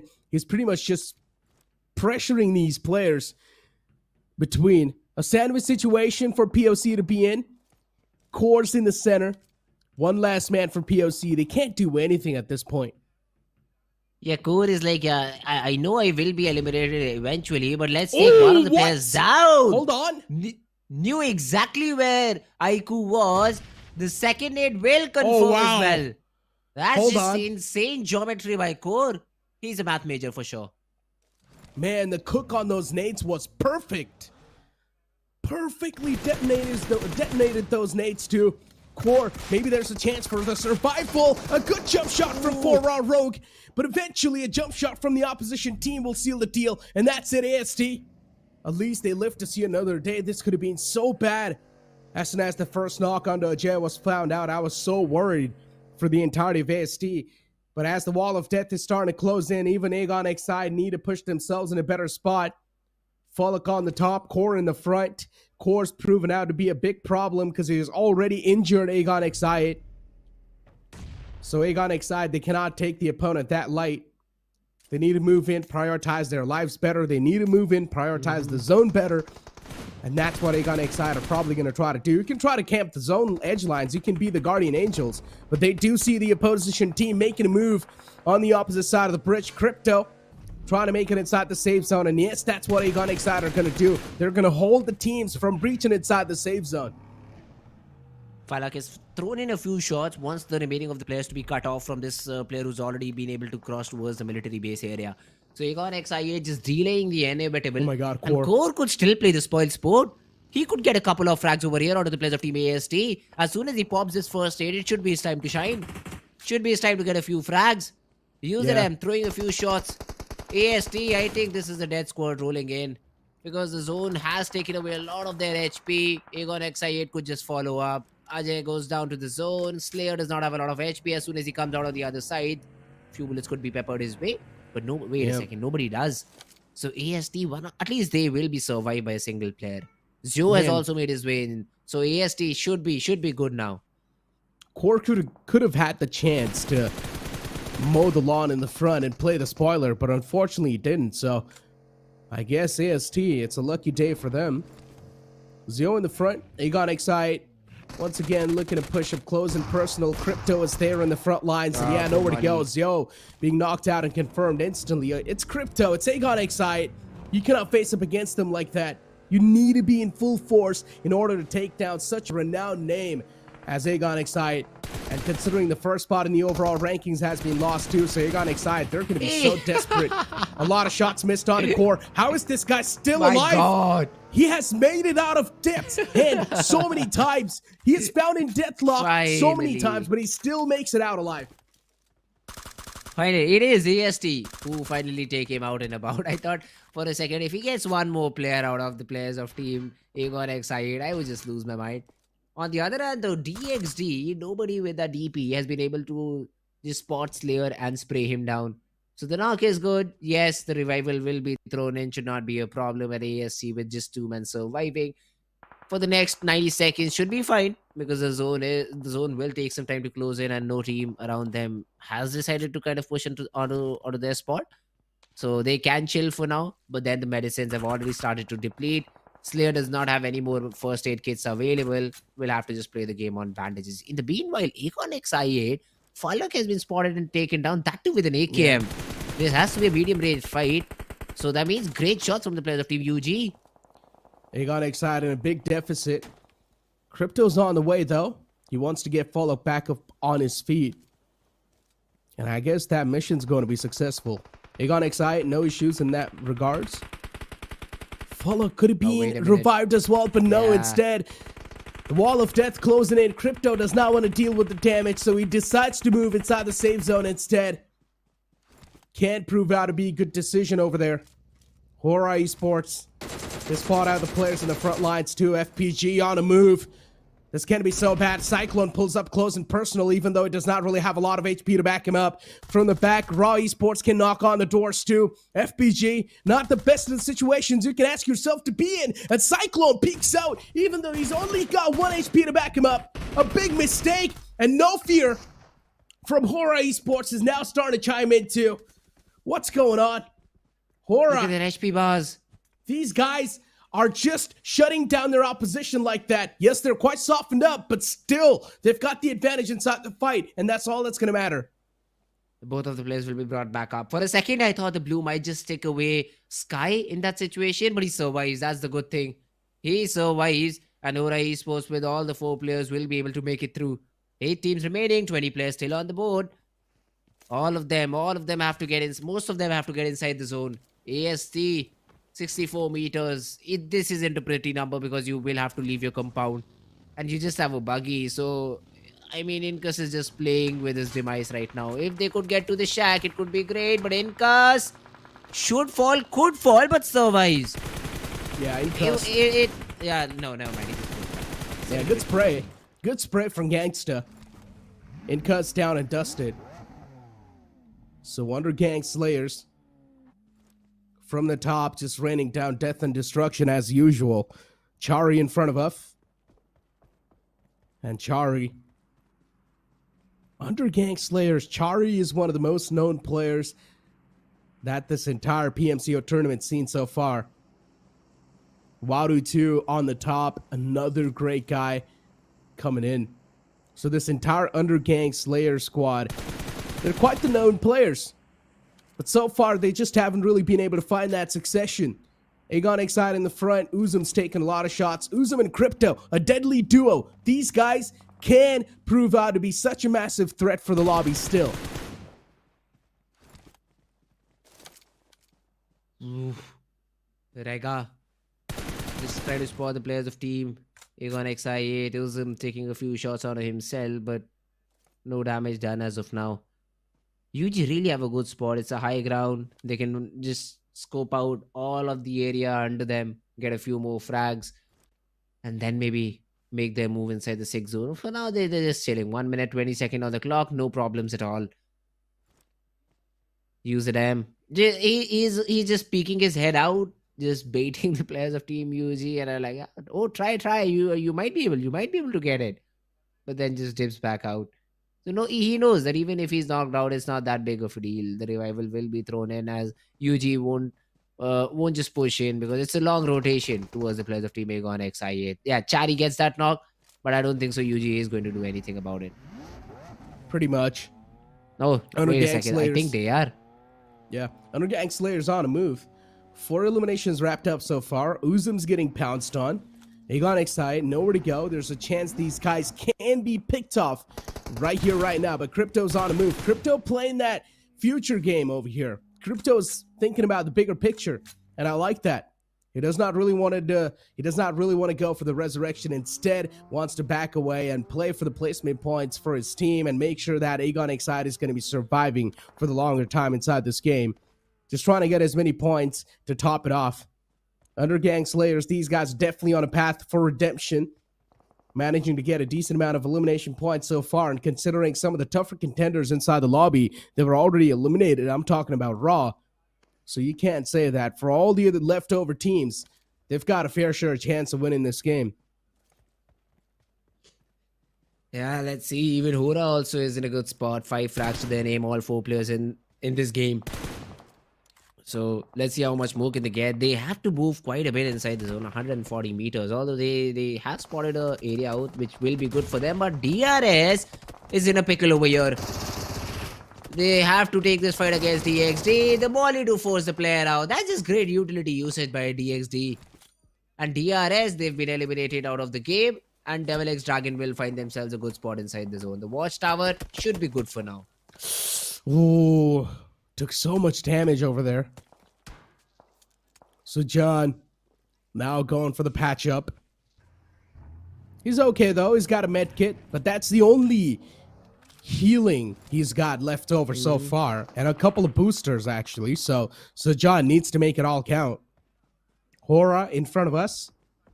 Devil X Dragons. Now even these guys are going to be on the move, considering they were back. Their backs were against the wall, and HORAA Esports, they do see the players of Devil X Dragons approaching towards them. And Devil X Dragon, they're going to find a soft spot to make it inside the safe zone. But HORAA Esports on the top, even they've got their own troubles to deal with. Yeah, UDG. That is the team you have to be careful about. The mini 14 shots are landing. Mafia Ninja brought down to 50 HP. Should be able to reset. And now No Fear trying to provide some sort of cover fire, random spray, just tracking the red markers that are coming on the mini map.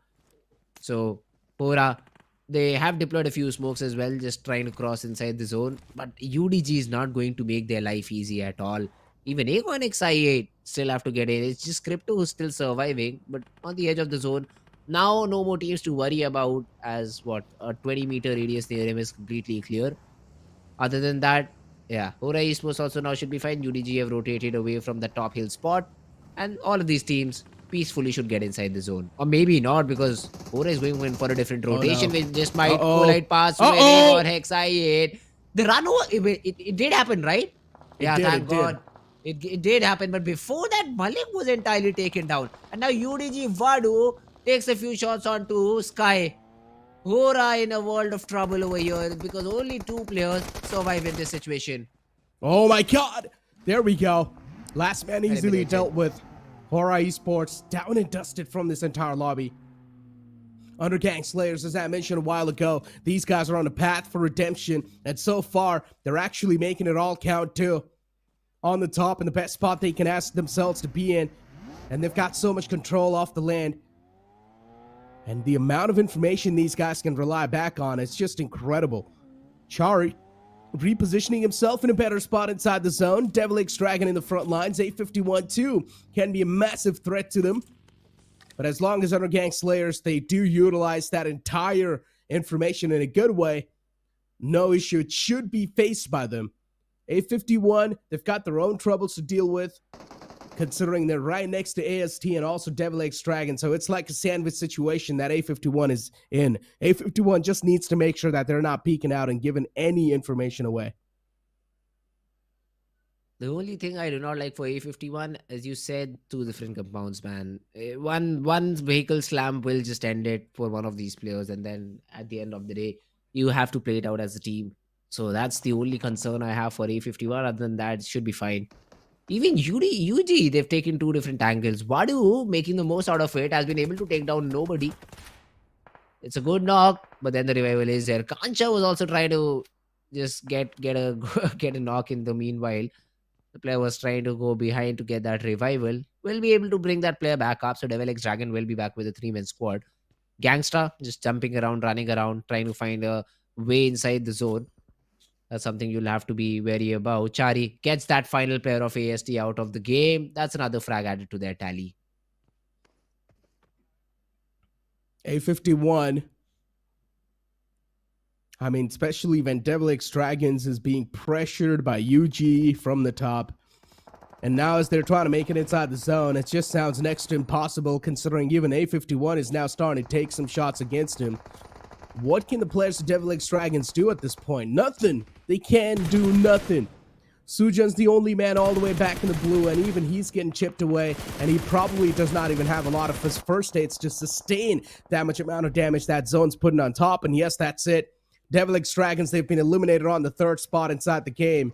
UG, they're probably going to be the winners off this entire one because they've got the high ground to play with and also the man advantage to back him up. A51, all by themselves inside the compound, being pinned, being pressured, and now also being surrounded by the opponents, by the foes. Wadu repositions himself in a solid spot. From the top, it's going to be Chari just mowing down the lawn too, just pressuring even more against the players of 851. Utilities being tossed inside the house. Look how low Concha is too. And Gangsta just keeps on tossing in those nades. Finally finds that success. And that might just be it. Pulls out the TBS. Goes for a couple of spam shots inside the smoke.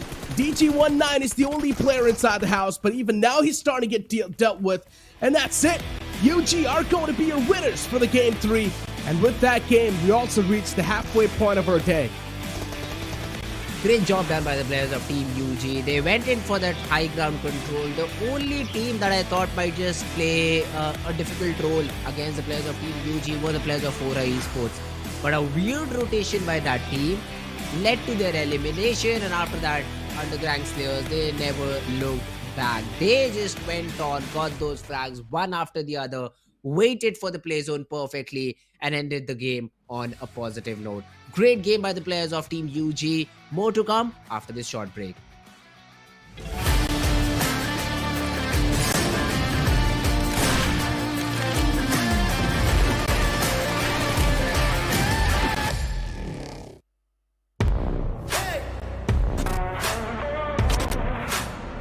जो भी घर है, जो भी object है, उसको हम अपनी मर्जी से डिजाइन कर सकते हैं, अपनी मर्जी से उसको चेंज कर सकते हैं।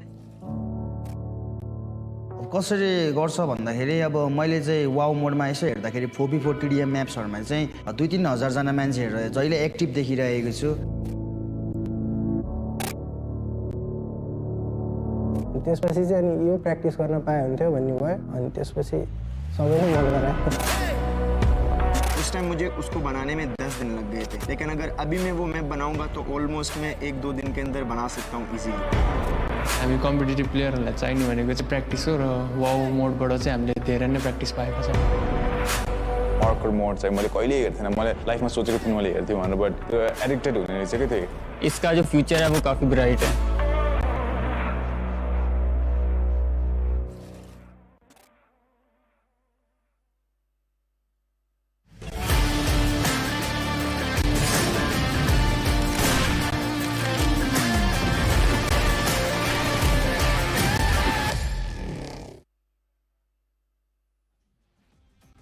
Welcome back after that short break, ladies and gentlemen. And yes, the previous game of Erangel was quite interesting. Some of the big dogs got eliminated off the bat, including HORAA Esports. So this time we saw new winners coming up in the name of UG. But considering UG also had a decent amount of finishes at the end, I really want to see how the overall standings are now shaping up, because definitely a lot of these teams are looking forward to catch up.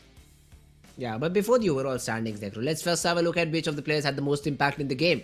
Let's have a look at the MVP for this entire series. Should be a player from UG, and it is. It is Chari from Undergang Slayers.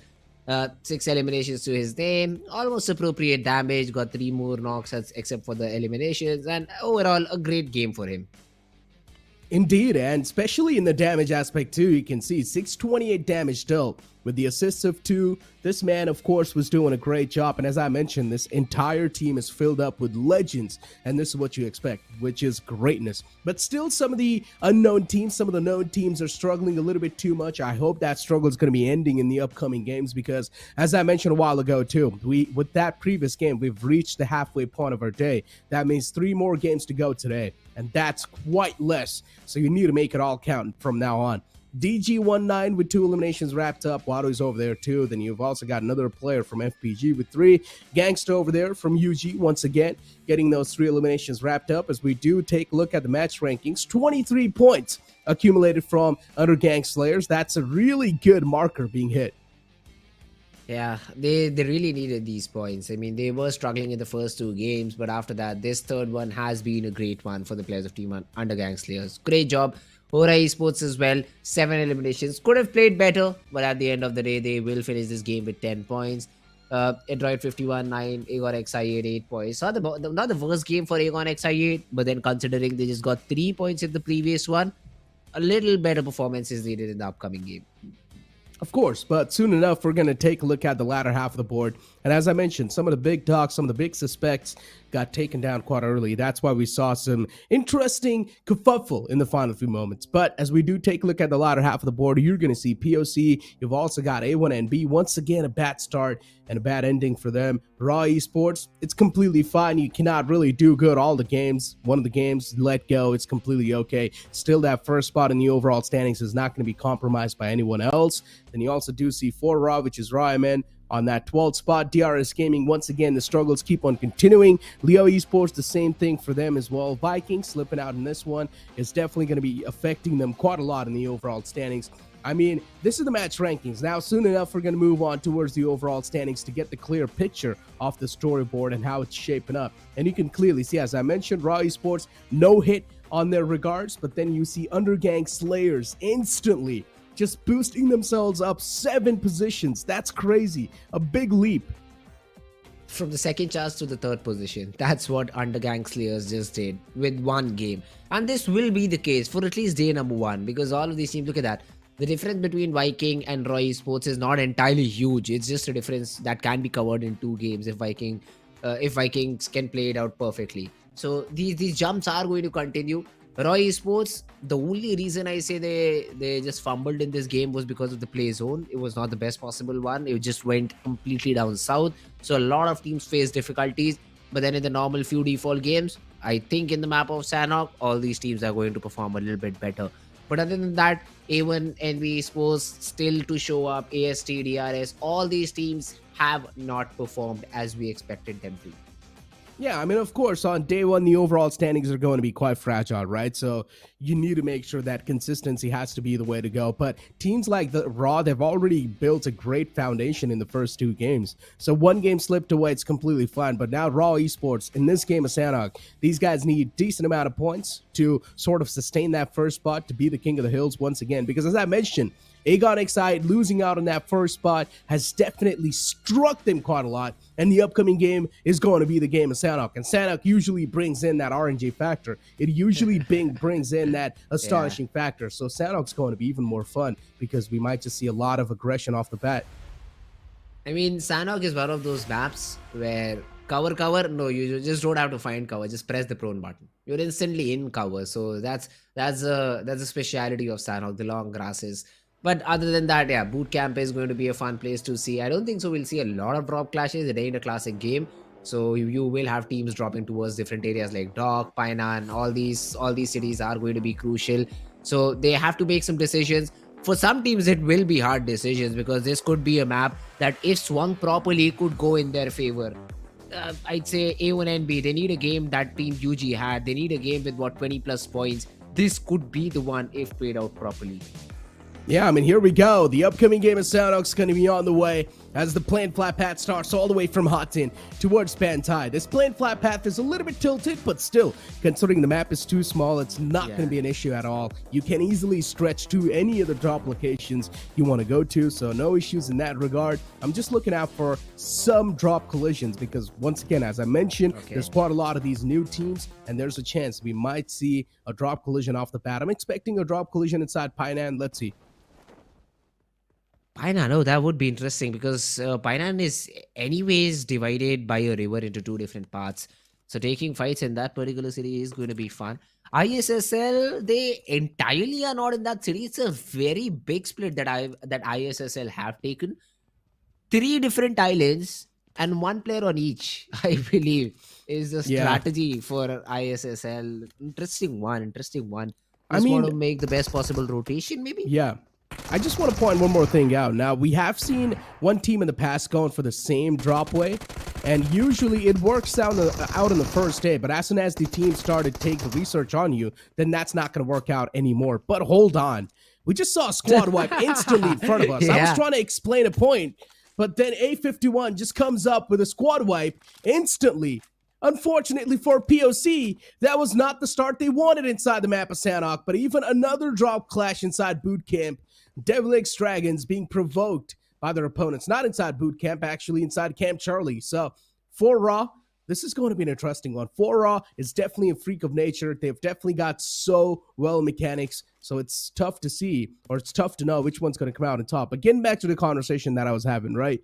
Once a team does the research against you on that particular drop spot that you've had towards Painan and pretty much that distributed drop spot, it's not going to work out because teams know that you're quite spread out from each other. All they need to do is just push onto that one player, take him down. You're already handicapped, and then a squad wipe can be on the way. And we've seen that happen once in the past.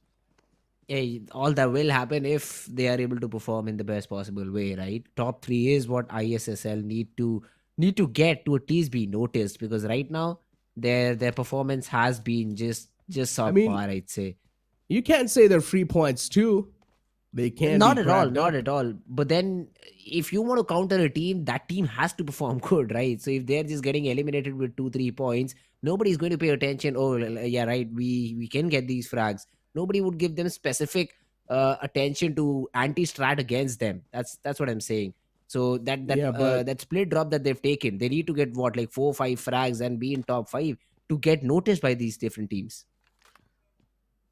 Nothing like that. I mean, especially when you're in desperation to get the points. So ISSL can definitely be an easy takedown. I mean, that's 4 points for you, and that can help you so much in the overall standings.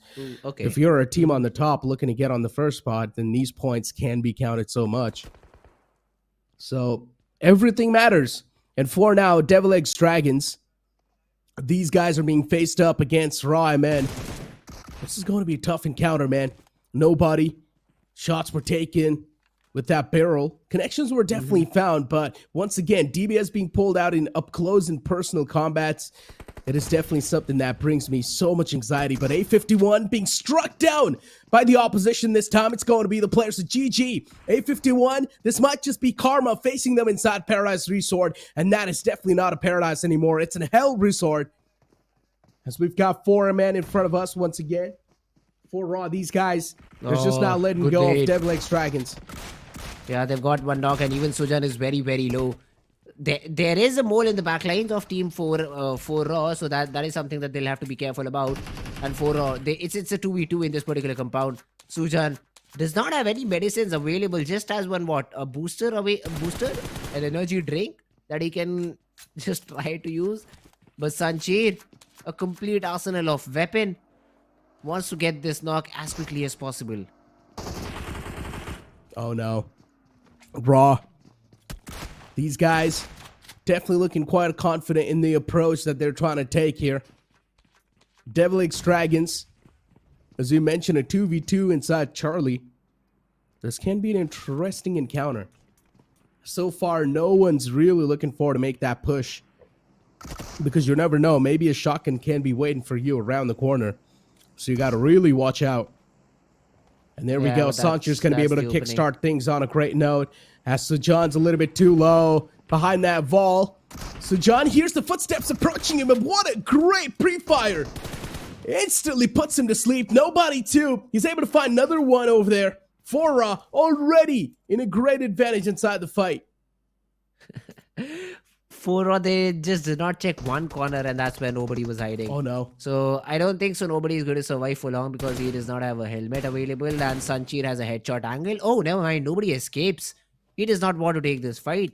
Arrow is trying to chase him down, but it's a 1v1. You would not want to give this last remaining player an individual 1v1. Sanchir being shot upon.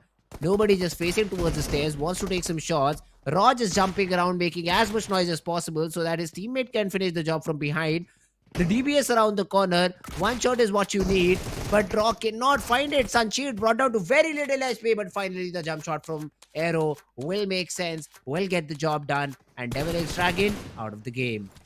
Oh, DG19. Shotgun being pulled out from this guy. A51. I mean, they have been struck once in the past, but then Vikings stoop from the far fray. Third parting this entire scenario. Rex finds another one. Souls gets taken down. GG. As I mentioned, there could have been a chance A51 could have been hit with Karma. But no, A51 still standing tall inside the scenario. Suki goes for the peek. Unfortunately, no return frag. So that's an okay move being made by the opposition, but still A51, they're playing so passive because they know currently the ball is not in their court. That's another smoke being thrown in. They want to get that revival so that they can deal with DG19 as soon as possible. He is the only threat right now because the other 2 players are far away. Kancha now finally getting that revival. Sairi has pinned them down. So it will be a 3v1 if GG decide to go for that fight. Let's see if they dare do it, because it's a shotgun. It could be a massacre. They do not have nades available. Otherwise, DG could have been flushed out of that position very early on. But now that is what GG has to deal with. Let's see if they come out on top or not. Let's see. GG. I mean, this fight is extending for a little bit too much. And we might see a third party hit up soon if this fight doesn't get wrapped up as quick as possible. Once again, a knock being found. Openings are being found left, right, and center for A51, but still, that pressure isn't coming in from DG19. DG needs to do something. He definitely needs to. He's got so much opportunity to pounce on top and take an advantage of the entire scenario that's popping up. Farhad is being knocked out once again. GG. Third party. Even for them, this is not too easy. And as I mentioned, if this fight does not get wrapped up too easily, too quickly, then the third party's going to hit up. But a good shot from Sairi. Shuts down the man in the front. DG19 knocked out. Another one follows up. 1v1. What's going on? Shot. And another one from Sairi. Quick peeks from this man and light work. It was only Farhad who got taken down in that entire fight. It could have been way worse. It was a 1v2. And Sairi, with a little bit of help from the outside, has been able to clutch this round out clutch this fight out. GG, they still lack a lot of medicines, but there are enough number of crates around them to go around and get that loot for themselves. I thought it was a fight for A51. They managed it perfectly. They handled it perfectly. But at the end, a 1v2 with that small little position, with that very atrocious weapon DBS, and that's where they survive. That's how they survive. GG still in the game. Keep one thing in mind. This is the 4th game of the day. You've only got 2 more games inside today's day. As I've been mentioning over and over again, this is quite a short grand finals. You do not have a lot of chances to prove your worth. So from the start, you really needed to make it count. Only a couple of teams have been able to do so, including some of the known teams. They haven't really been able to prove their worth so far. A1NB is one of those. And A1NB, as I mentioned, it is one of the oldest organizations. And the oldest player in that squad is Sinister. And even he's struggling so far. I'm not sure what exactly is going wrong with A1NB. But man, these guys need to wake up as soon as possible. Ooh, Viking. On the other hand, though, they have not had a fight for quite a while. That one frag came early on, but after that, it has been quite all along. UG, on the other hand, a team which has just got that chicken dinner, is also still hunting. Waiting for the zone, not even hunting, waiting for the zone to close in and then maybe go in with their rotation. So, 4th or the 5th zone is where we will see a lot of chaos. In the meanwhile, DRX, they find a few frags out of the player of team 4 Raw. So, even Raw MN in not the best possible position, best possible stance, just working around with what they have. A1NB, they did hear a lot of shots around that Paradise Resort area. So, Sinister is trying to scout out anyone that he can, maybe take a few shots, maybe get a few knocks himself. But then he's all alone, so he needs to be really, really careful at the same time. Pretty much. Needs to be really careful. DRS Gaming in front of us. XMPL, a man to be feared, for sure. Killer of IT as well. A name that has got so much legacy backing him up. Noob Alliance. All the 4 guys just running out in the open. I'm not sure how safe of a pathway this is going to be, but luckily for them, it doesn't really seem like there is anyone available in the closer proximities. Maybe in the far fray you do see DRS. They can be a possible threat, but at least for now, it doesn't seem like Noob Alliance, they've got anything to worry about. Raw Esports, a good knockout against the players of ENG. Aegon being able to find one player from Raw itself. The second one found 2. What a beautiful nade that was. Fallock! Raw Esports now taking down only 2 players. Sleepy is still alive, though. He can't be the MVP of this entire fight if Sleep is able to turn the tables. But I highly doubt that's going to be the case. Because Aegon, they've got much more of an advantage compared to the players of Raw. Another knockout found. Crypto is going to be the one to shut him down. What just happened? Sleepy, you try to back away. Oh, that was a hell of a shot from Crypto. Ooh, ENG, they find the best possible solution in that particular situation. Raw reduced to 1. And now not looking in the driver's seat as they were in the first 2 games. ENG could be the team toppling them over if they continue with the same wrath. DRS though, look at that from the barn area, might just get into that fight against the players of Team UG. A1NB also in close proximity. FPG around that area of Mongnai Camp Charlie, I believe. So DRS, the rotation is not going to be easy at all. Plus you have vehicles, so you will make a lot of noise. It won't be easy at all for DRS to get inside the zone. Even Leo Esports getting in from the southern side of Paradise Resort. And Paradise already has a fight, AST versus GG going on. So this could be a good third party if Leo can find the timing right. Oh, look at HORAA too, all the way in the back. Before now, you've got DRS chiming inside a fight themselves. This can be a good fight to witness. DRS Gaming, all the 4 players in a dominant spot so far. And I like the fact that they're spread out too, just trying to go for the maximum amount of land control that they can get. And at least for now, DRS Gaming, they have got a certain amount of control inside the entire map. And that's something they can't keep on relying on.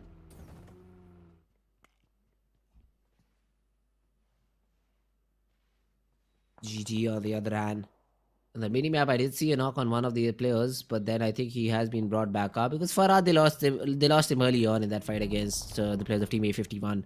Now DRS, they have no idea, right? Finally the footsteps being given in, but then Rega is just too accurate with the DBS.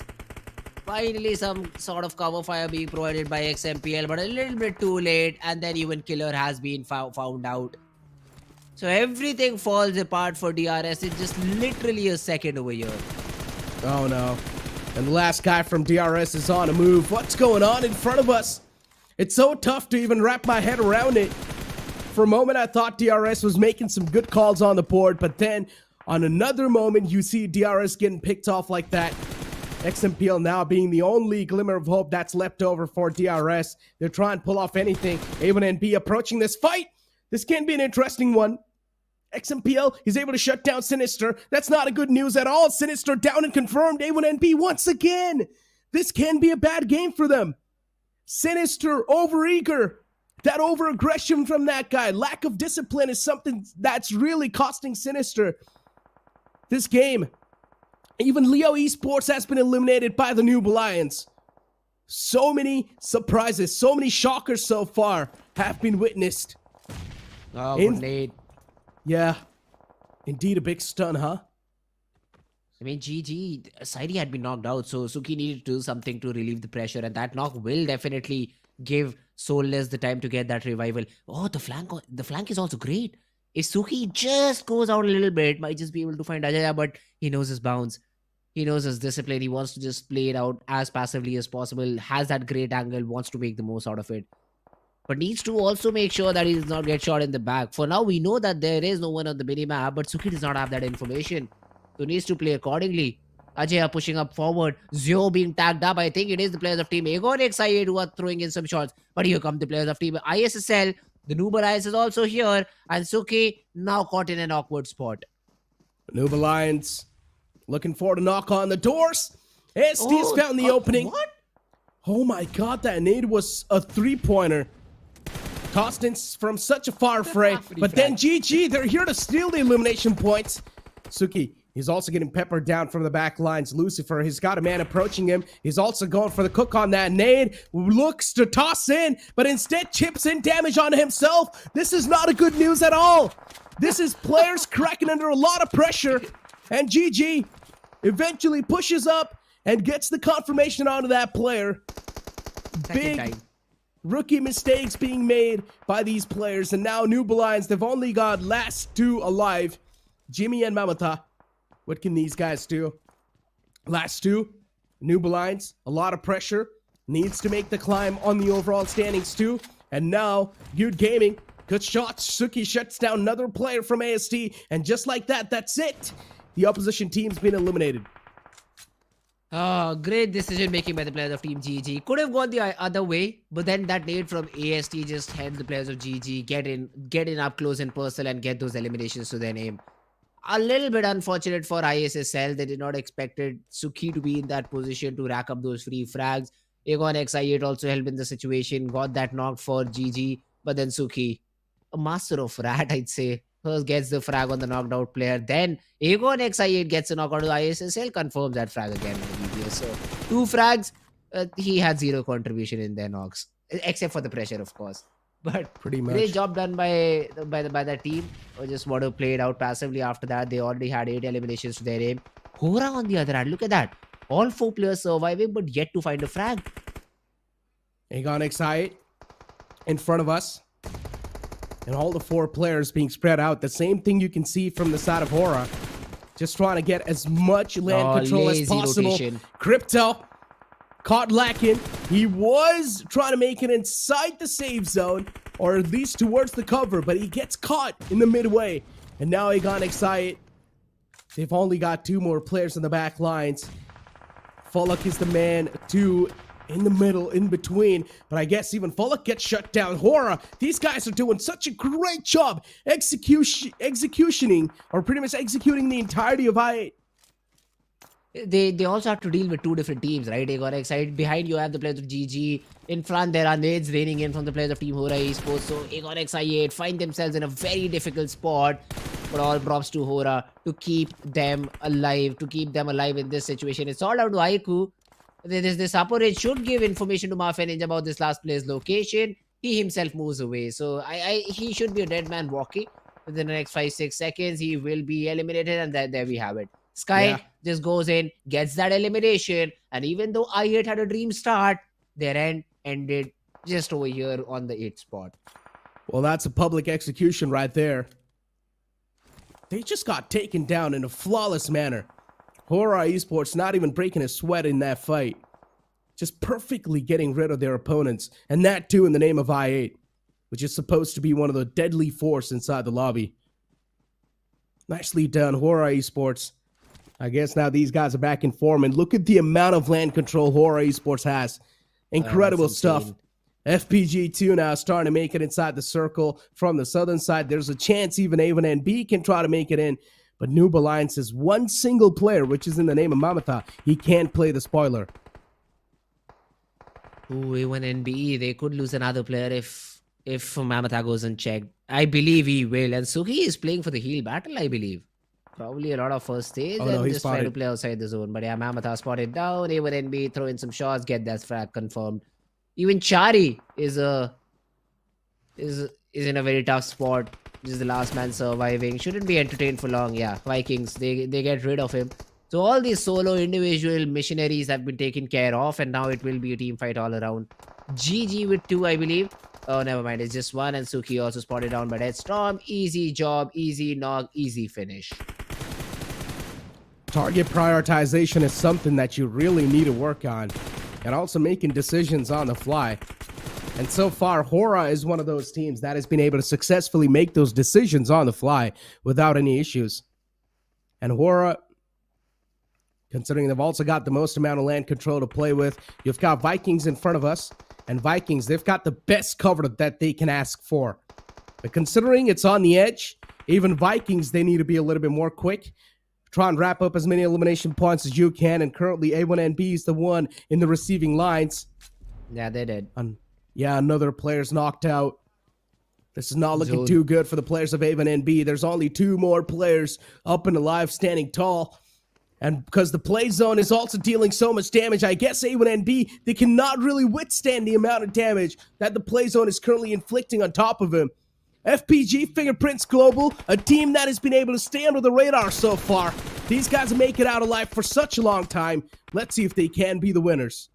They've been able to get rid of the Overwatch over here. So Sky has been taken care of. Even Vikings is focused onto the players of Team HORAA. So HORAA is not going to have an easy time. They will need a lot of utility, a lot of smokes to bail them out of this particular position. In the meanwhile, NB Esports finally ran out of the first 8 kills that they were trying to apply and get eliminated out of the game. But now it's a proper 4v4v4 fight.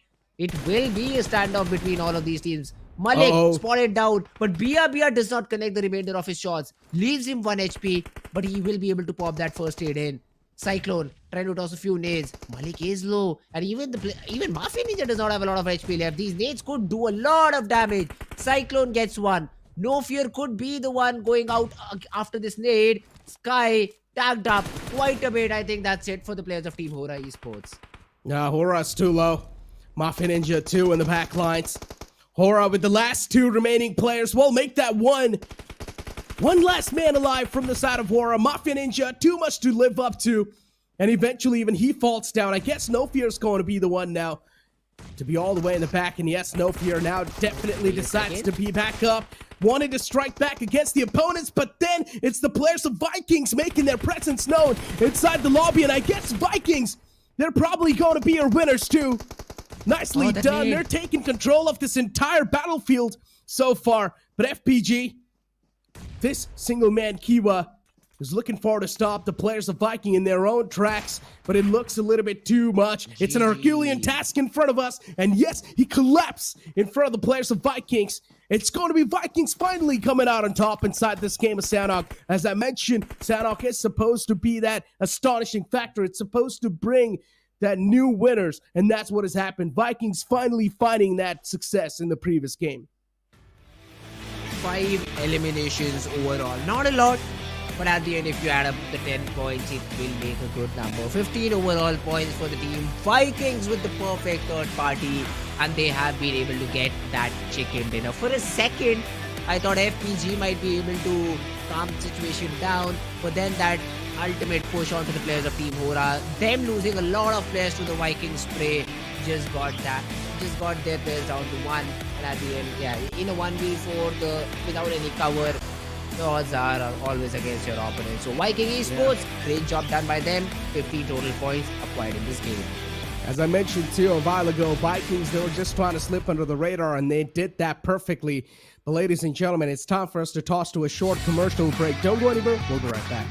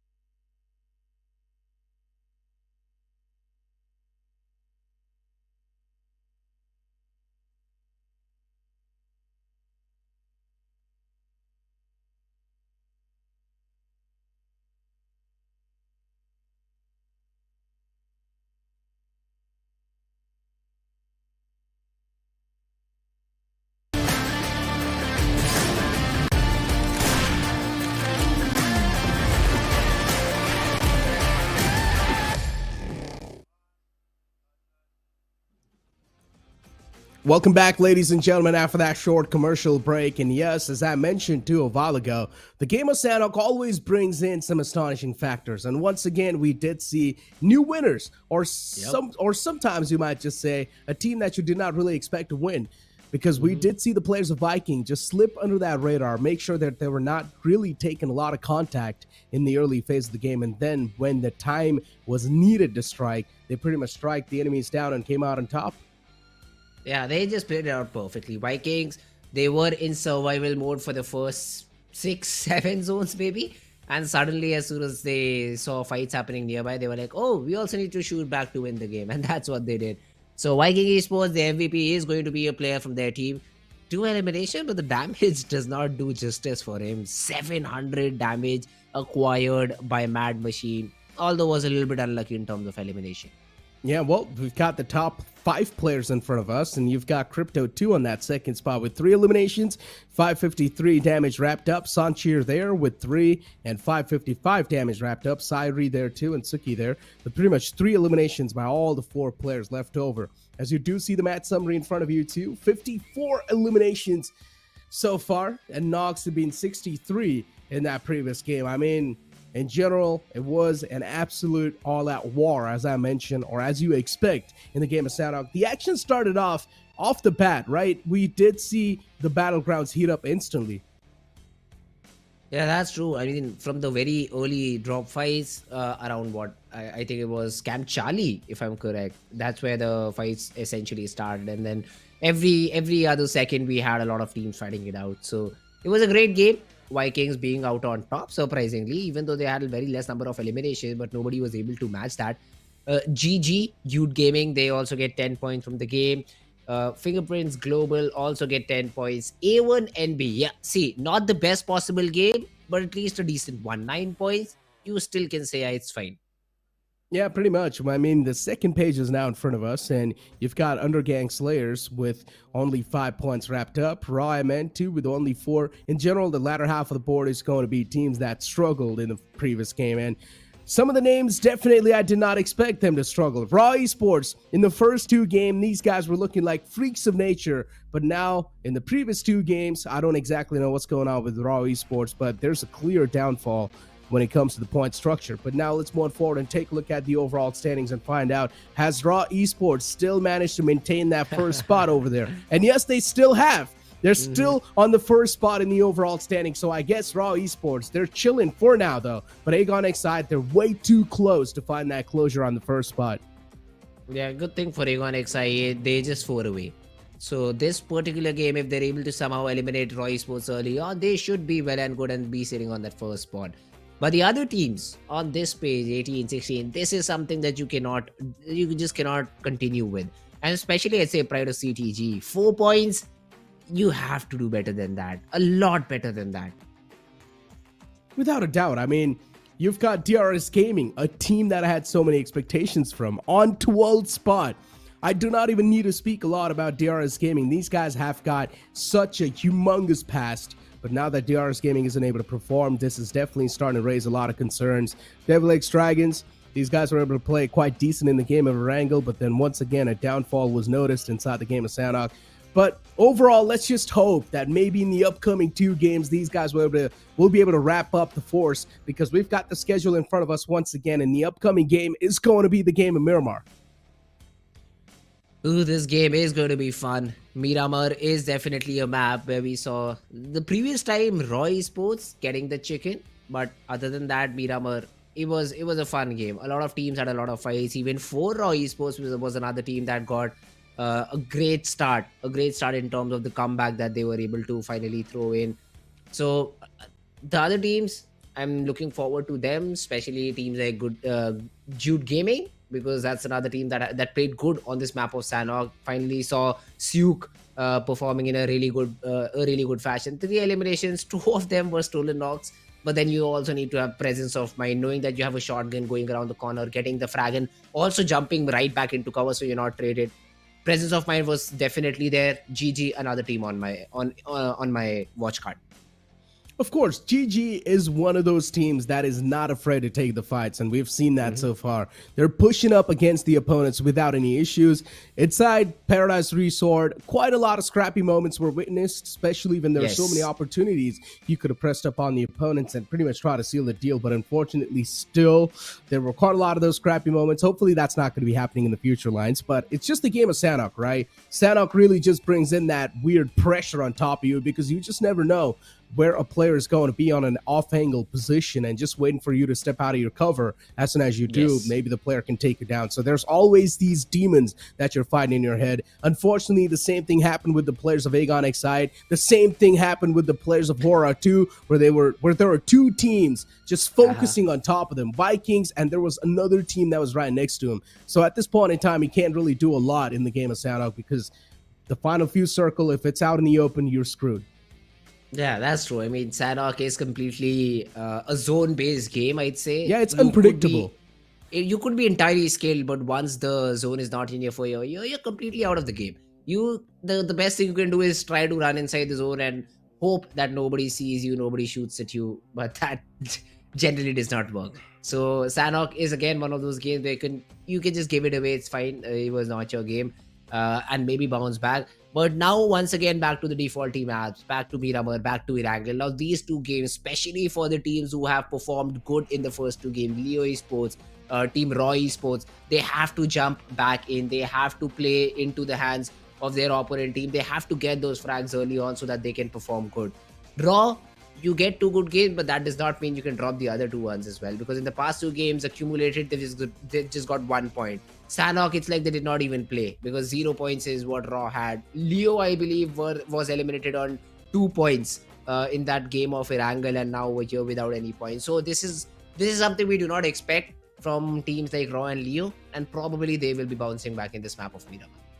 Probably. I mean, there's a big probably right there. You can't really say anything, because so far, one thing is for sure, you cannot really deny the fact that in the previous 2 games, there has been a big downfall for even Raw. Yeah, that's true. So you never know. But maybe the upcoming game of Miramar can be a big turn of events, but I've still added a maybe over there, because considering moving in from Sanhok, which is a aggressive map, moving in towards Miramar, which is going to be like a mellowed down pace where things can start off in quite a passive note, it can be a big pace changer for these teams. Yeah. Now, as I've always mentioned, Sanhok brings in that X factor, but you cannot really expect that X factor in the map of Miramar unless some cruel zone shifts are going to be there, which I highly doubt that's going to be the case, or unless if you're going to be seeing an urban finish, which is quite rare. Yeah, I mean, Miramar as a map is a very fundamentally strong map. So if you're good with rotations, if you're good with your gunfights, that very close range gunfights, it should be fine. But then when it comes to those mini 14 battles, predicting the third parties, if you're stuck in a battle and you see a third team also joining in, that's the time you need to just get away. Even if you have an Yeah. advantage, even if you have like what a 2v4 advantage, your opponent is 100 meters away, get away. It's not worth it because the third parties are also very, very quick, considering there are so many high ground areas where you cannot even see the player and he will just get a spray onto you and you'll be eliminated. So it's a bit of a 50-50 situations like these. But yeah, third parties is something Miramar is very, I'd say, very much known for. But other than that, if your rotations are good, if you know which fights to take, which ones to avoid, it should be good enough to take you to at least till the 5th zone. From there on, it's entirely upon the zone, the zone formation and your gun power. Now let's talk about some of the known teams once again, right? DRS, Leo Esports, A1NB. A1NB, for them, the downfall we've seen, and it seems like up till now, the downfall is definitely there. A1NB isn't able to rise back up from the ashes. DRS Gaming, though, a team that was supposed to be one of the most consistent teams that Nepal has to offer. So far, DRS Gaming isn't able to find that succession as well. These guys are on a downhill curve. I hope that maybe in the future they probably can make it, but how long that you can keep on hoping in the future, because you've only got 2 more games today, so you cannot really burn through a lot of time over there. The same thing can be said for Leo Esports too, a team that has been known for their aggression in the past as Leo Esports, but so far that aggression just isn't working out. Their mechanical skills are not on point. Yeah, I mean, see, it's just 4 games, and we sometimes when the tournament's along, we say that this team had a bad week, had a bad day. But when the format is so short, when you just have 2 days to perform, only 12 games to play, days like these cannot exist, especially if you're a top tier 1 team. So yeah, that is something. It's like saying you cannot play bad on a specific day, but then you're not just feeling it. You're just not feeling today. Exactly. When you're a tier 1 team, when you're a top team, you cannot make excuses like that at all. Yes. You cannot say that, oh, my day was bad, I wasn't really doing good on this day, or my week is bad. No, you cannot. There's a reason why you're better than all the other players that are out there in other regions, other countries, or maybe in your own region. There's a reason why you're the best that Nepal region has to offer. But so far, DRS just not been able to play that well. Is a big sign of concern. At least HORAA Esports was able to sort of showcase what they're capable of, so they should be okay in the overall standings. But still, teams like DRS, they're in a big world of hurt. Teams like Leo Esports, they're still in a big world of hurt. They need to make that leap on the first half of the board, which is not tough at all, because on day 1, the overall standings are quite fragile. Yeah, that's true. Day number 1, anything can happen on the leaderboard. And especially with still 2 more games to go, I'd still give them a chance to, maybe finish the day in the next 2 games with around 35-40 points. If you're able to get those number of points on the board, day number 2 should be a little bit easier as compared to some of the other teams, as compared to maybe, say, GG on the overall leaderboard. But considering you get 35 to 40 points in the next 2 games, which is a big ask, because you will need to be in top 2 with good number of frags. It won't be easy. But when the first 4 games do not go your way, this is something you'll have to achieve, or this is something that you'll have to do to get yourselves back in the action, to get yourself back into the top 3. That's, at least I believe, that's what you're aiming for.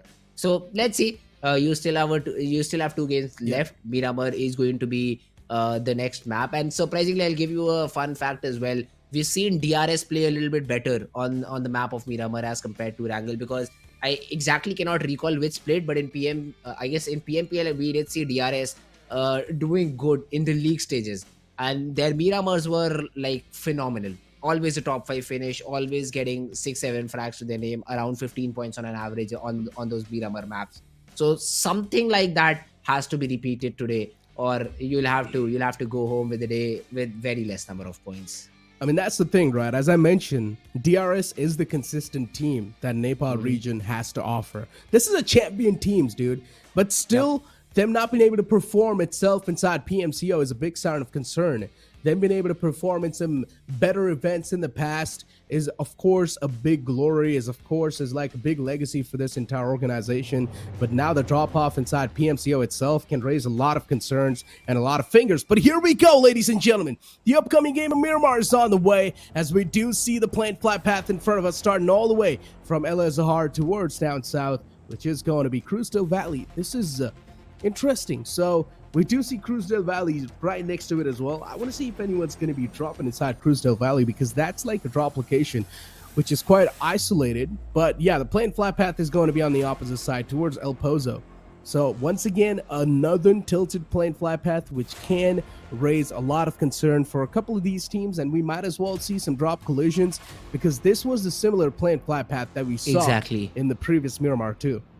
Yeah, so this will lead to again teams being a little bit uncomfortable and maybe exploring a few new drops. So this is where I'd say the coaches play a role. So if a coach watched game number 2, you exactly know where these teams like to play. So areas like Campo Militar, which have really good loot, were empty earlier. But this time around, I do see the players of POC moving there. So that's just good adjustment. Some teams are very stubborn, like Aegon XIA, they're still going towards Los Leones. So you know that you just cannot drop around that and try to compete with a team who have such superior gun power. So I believe nobody will go towards that city of Los Leones. But yeah, other than that, I believe DXD might have a fight on their hands because I believe both of these teams are going towards Torre Hamuda. Indeed. And then you see the next circle pop up too. Even more interesting, right? Especially when you see things like these in front of you. It's something that really causes a big concern. And I think so this was the similar type of circle that we saw in the previous Miramar too, but it was a little bit on the northern side, but still it's not something that's going to be adding that X factor. But there's a chance we might see the Los Leones circle soon enough. So I'm really hoping for an urban warfare because that's going to be something that will add in that spice that is definitely needed inside the competition. UG quite close to the players of Raw. Raw dropping inside Picado once again. Leo has spread themselves out so far apart from each other. Not a huge fan of this split, but if it works out for them, if that's what rocks their boat, they should definitely go for that. GG2 inside Monte Nuevo. No issues in that regards. No issues in that spot too. El Pozo is completely isolated for now. No one's dropped inside El Pozo. DRS towards Hacienda del Patron. Even these guys have spread themselves out quite far apart from each other. And then you've also got the players of HORAA towards the right side, which is going to be Impala. A1NB making it towards Los Leones, which is completely cleared for now. And A1NB is also going to have a smooth sailing towards Los Leones. No issues in those regards. A51, a team in the previous game of Erangel, these guys were in the top 3 if I'm not wrong. But after that, once again, A1NB has been deactivated. These guys need to do something better, especially A51 too. Even these guys need to do something even better. A lot of these teams are not able to perform. And now they're going to start to get a little bit more desperate. This game of Miramar might just be a demonstration of how desperate these guys can be for those elimination points, can be for that first spot in the overall standings, because who doesn't want to be the winners? Who doesn't want to be the champion of this entire thing? For Raw, right next to the players of Avon NB, once again, the rotation can be cut off. In the previous couple of games, we have seen these teams taking that early hit, being handicapped off the bat, so let's hope that's not going to be the case once again. Yeah, well, we will have to wait and watch for that. If we talk about the players of Team DRS, Hacienda del Petron, that's where they are around. No early drop fights. Surprised by that a little bit. But I believe AST, while trying to get inside the zone, might have to fight it out against the players of Team DXD, or if they go in for a different path, maybe from Hacienda del Petron, that's where DRS is. So AST will have a tough time getting in. Other than that, HORAA Esports also very far away from the remainder of the teams. La Cobriara, one of the players towards El Pozo, Trailer Park, that's where he looted out. Creative Fields was completely left empty, but now they have also started off with their rotation. So 4 minutes for the first zone to close in. They will be given fair amount of time to get in as quickly as possible. But yeah, other than that, no early fights, no early players being eliminated. That's a good sign for every other team. Indeed. DXD. So far, these guys looking pretty isolated, looking pretty good. No issues. These guys are going to have some peaceful time to loot up off the bat towards Cruz Valley. I was mentioning this spot too. I was saying that no one usually likes to go over there, but these guys are pretty okay. So yeah, everything pretty good. Everything pretty smooth for these guys. So Devil X Dragon in a pretty good spot. Everything is looking pretty good. Yeah, DXE looting for themselves early on. A lot of smokes being carried by Nabeen over here. That's interesting. 7 smokes good amount of utility present for Nabeen. Other than that, every other player has already stepped into his vehicle and now trying to rotate away. Decent early loot acquired by all of these players. So getting inside the zone now should not be a concern. Let's see. Devil X Dragon, how do they play? Devil X Dragons. I mean, as I mentioned in the previous game of Erangel, these guys were doing quite okay. They were in the top 3. But then once again, these guys have got so much to look up to. As I mentioned, I have a decent amount of expectations from Devil X Dragons, but yeah, unfortunately, these guys aren't really able to live up to that expectation. Let's hope maybe now in the game of Miramar, these guys have already got the wake-up call. Leo Esports on a move towards the high grounds. Even for Leo Esports, the struggle has been continuing. I'm not sure what they need to do in order to get themselves back in line, but issues keep on continuing. Raw Esports, a team that is still doing pretty good on the first spot in the overall standings, so it is pretty okay for them. And considering Raw Esports, now they've realized that Aegon Excite is way too close to comfort in the overall standings. They will probably try to take it slow inside the game of Miramar. And so far, they haven't even left their drop location. So that in itself should be a knowing of how slow and passive Raw Esports are probably going to be playing. They will try to play for that late game. Jiggle, a man in charge for this entire roster. Can try to do something. Can try to pull off some shenanigans. But for now, no one around these guys. Raw Esports looking pretty good. Vikings, the winners of the previous games. They've definitely got the ball in their court. They've definitely got the momentum with them. But can they really make it count though? That's my real question. It can be a tough one to do so. Vikings, especially when we see them in front of us. It's something that I did not really expect for them to play like this. But they have been performing pretty well.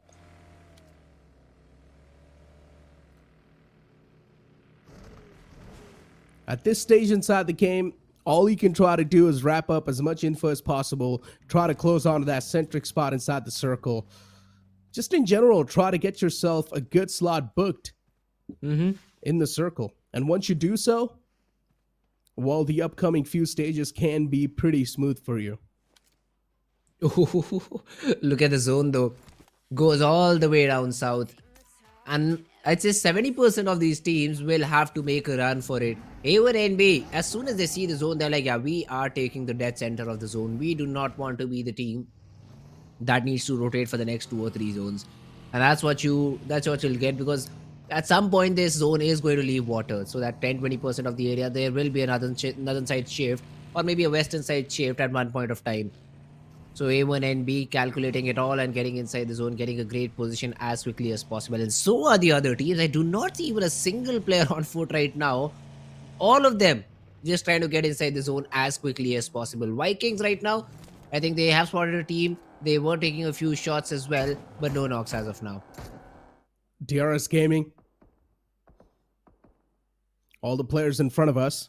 A51 finally engaging inside a battle. And they've already found the opening knock, so make it 2. A51, they're just dismantling the entirety of Devil X Dragons, and they have been eliminated from the game too. What just happened over there? Or pretty much on the verge of getting eliminated from this entire game, I guess. Left. Yeah, just one last man left. Just the scouter. I think the one who spotted them down early on went out, tried to get away out of the harm's way. His teammates stopped behind. But then A51 just better in terms of shooting back. A droid. It was a rotational clash, alright. So DXD, they just had to go in, get the job done, or maybe escape. They had 2 simple options. They opted out for a fight. A droid just wins it out single-handedly. 3 early eliminations. Great start for A51. Indeed, a great start. A51, I mean, as I mentioned, This is another team that is trying their best to showcase themselves on the board. But unfortunately, in some situations, they just get caught and the decision making is lacking. And that's the only reason why A51, they sort of struggle. Making those decisions on the fly and being as quick as possible, that's where A51 isn't really able to come out on top. Good utility utilization. And that's why Raw is now starting to get the advantage, but then DRS2 from the back lines is now tapping away. Vikings, the winners of the previous game, there's a chance they can be instantly picked off here. For Raw on the top, DRS Gaming, with the advantage that they've got, it's definitely going to be tough to stop their hands. Ooh, DRS. A few shots being thrown in. This is just some third-party shenanigans going on from their side, because the main battle between 4Raw and Vikings has already started. Vikings losing players left and right. It's all down to Machine now. He is the only one standing. Tries to toss it onto Raw, but he will rogue, but will get an off angle and will be able to get the job done. 4Raw, they do not even lose a player and have been able to eliminate the entire squad. This knock that even arrived over here was a third party by the players of Team DRS. I don't think so. Ryuk will have a lot of trouble getting back up and running. And Sanchi rocking that M24. Lovely. Lovely shot as well. He just takes the head clean out of that POC player. Indeed, it is a tough outcome. POC.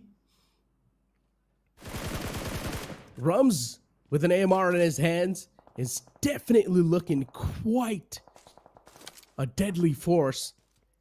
DRS Gaming with 3 players up and alive. XMPL being taken down a while ago. DRS now, they've got a little bit too much to worry about, but still, it's fine. With these 3 players, victory is possible. Only if they do not really lose any more players in the upcoming stages. Then ENG taking a dig against the players of Leo. Dami taken down and confirmed instantly. For Leo, they're always taking these early hits, and that's why it's next to impossible for them to win the game. Another player falls down in the name of Yuta Uta. Leo getting dismantled slowly and steadily, getting devoured by the players of ENG.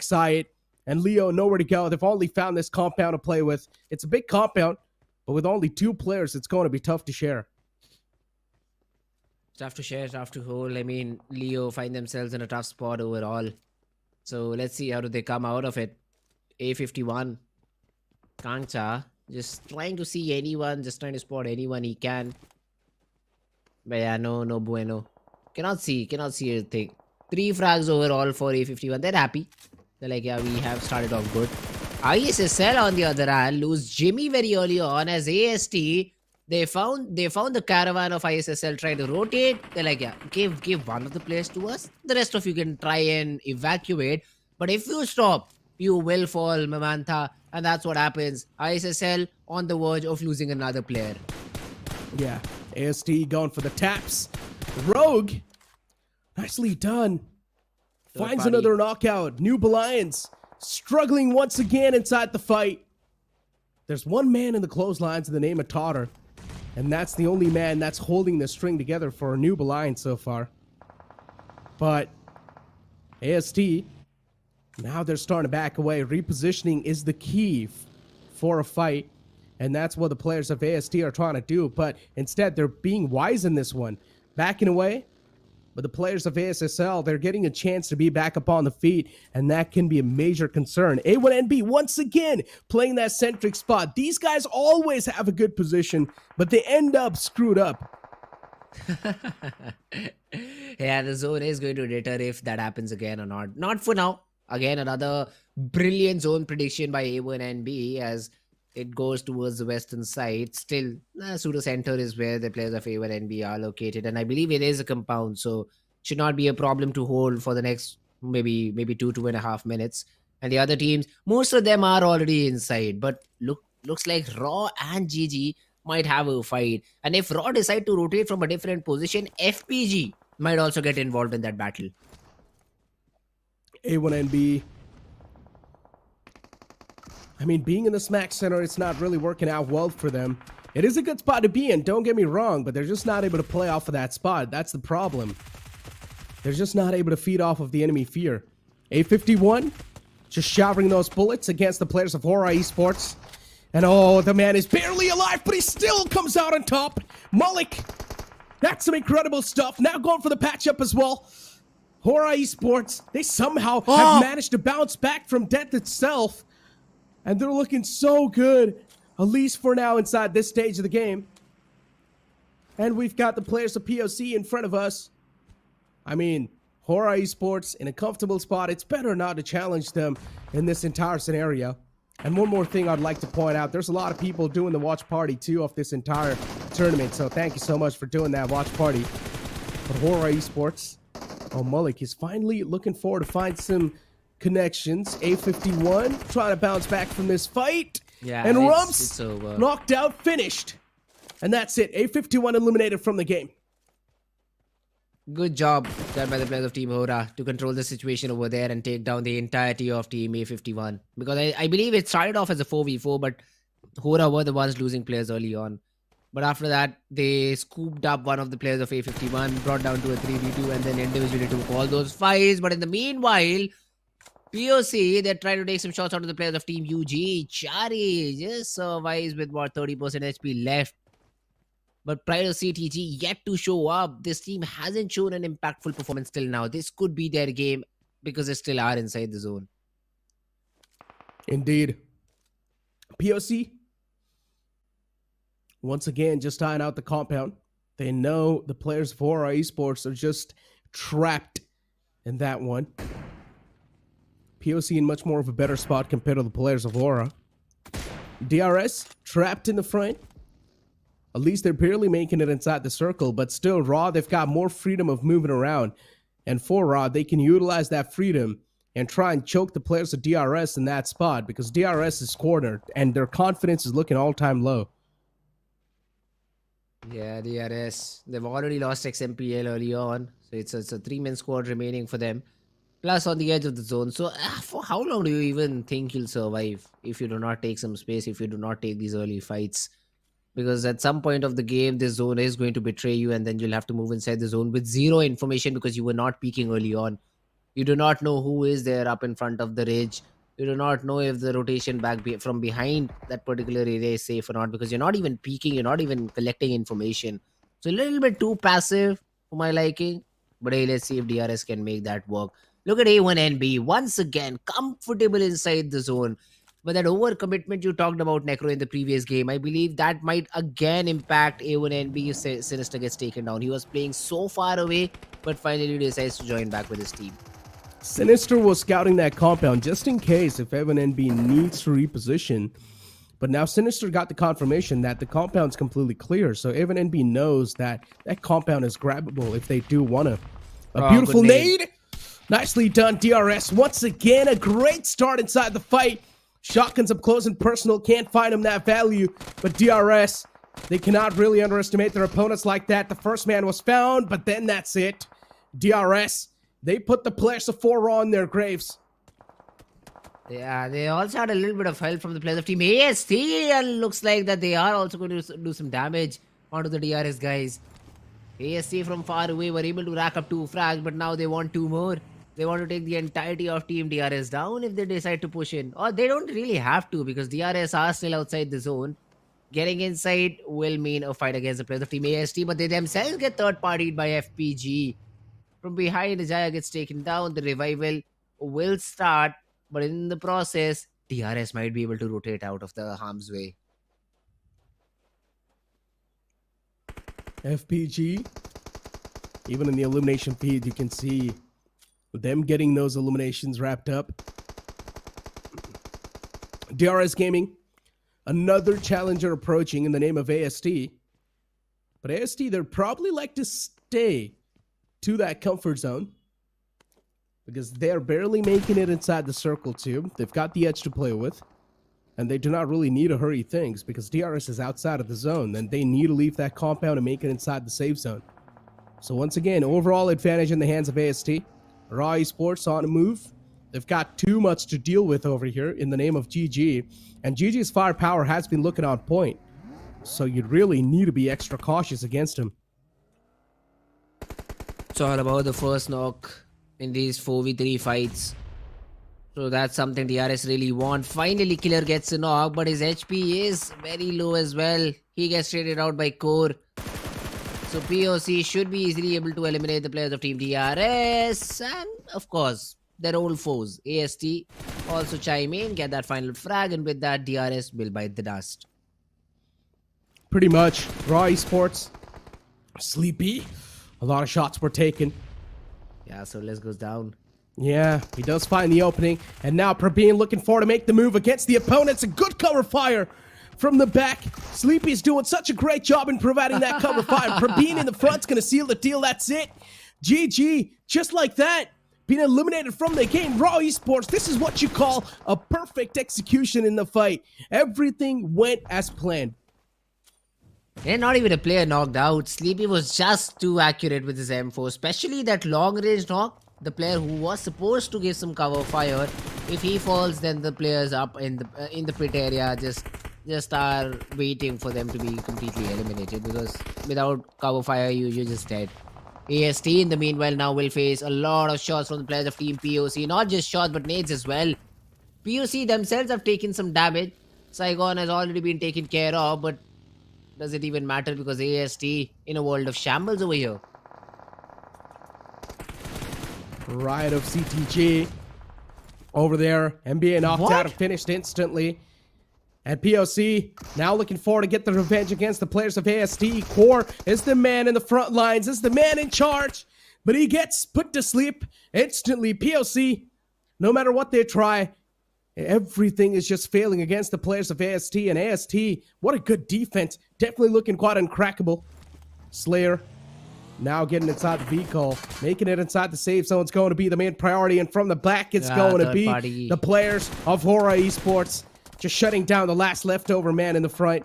Raw Esports too, they've got their own troubles to deal with at this point in time. Too many fights happening. Raw Esports, they need to claim that first spot in the overall standings, so that's why they're fighting.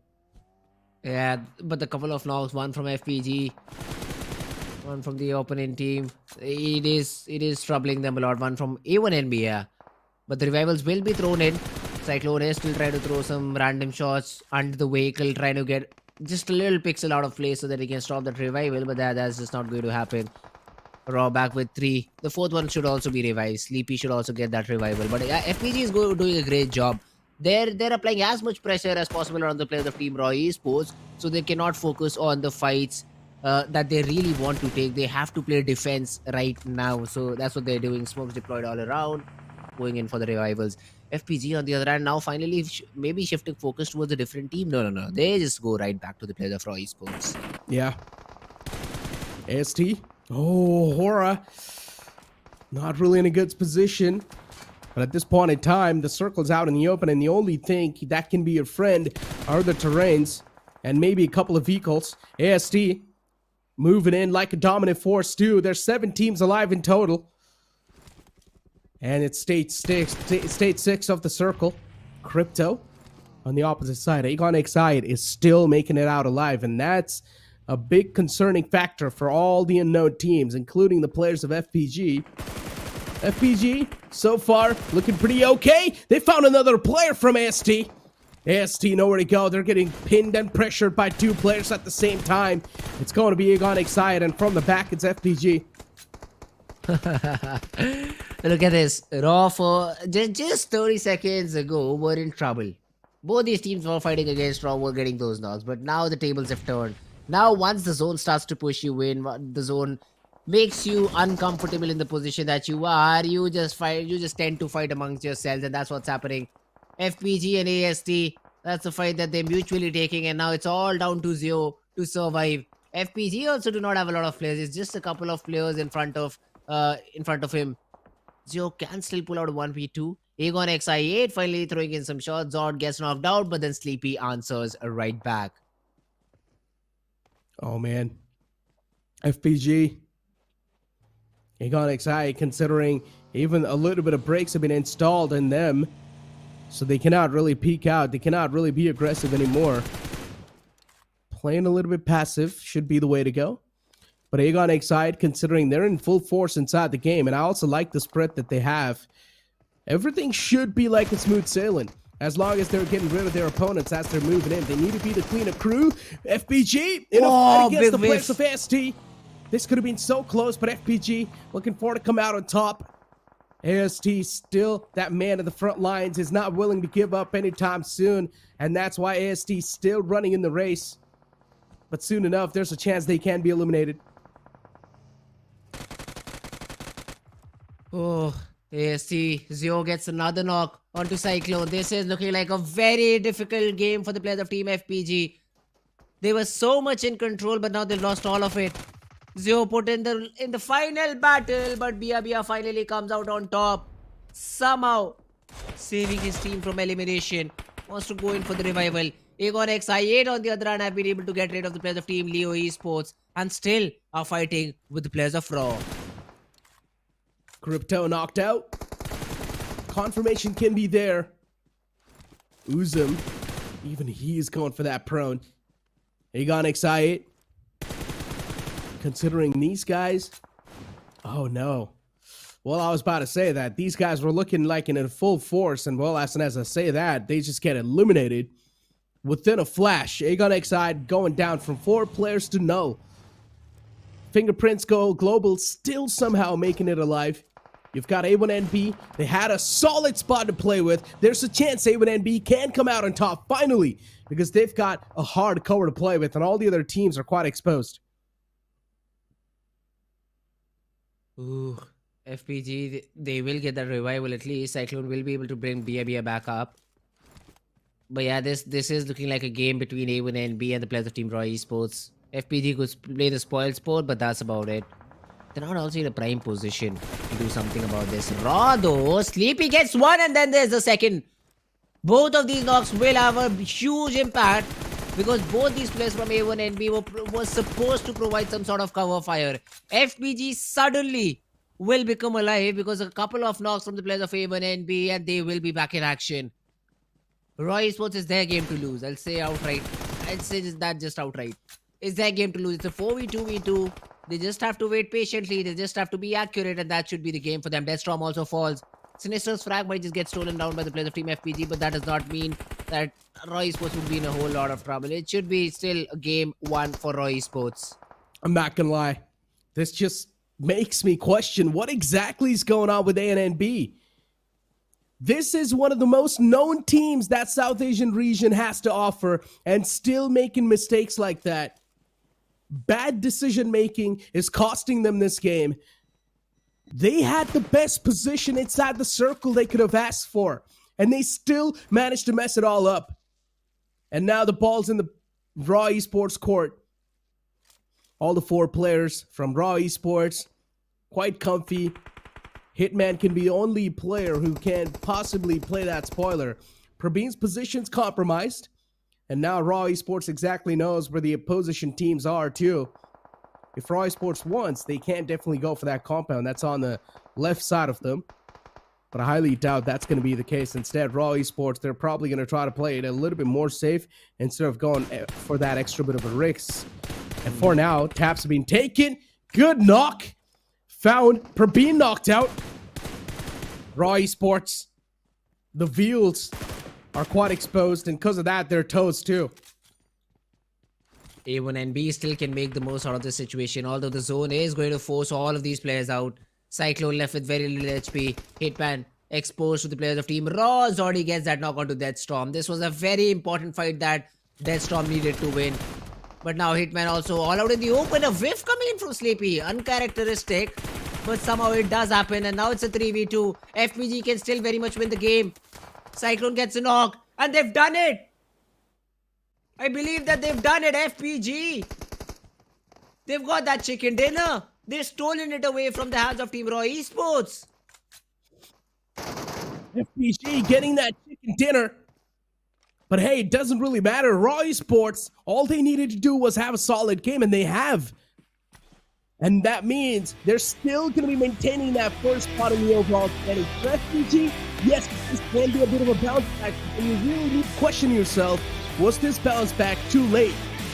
Because you've only got one more game after this. That's left over. And that too, it's going to be the game of Erangel. 19 points in total accumulated with 9 total eliminations and 1592 damage dealt.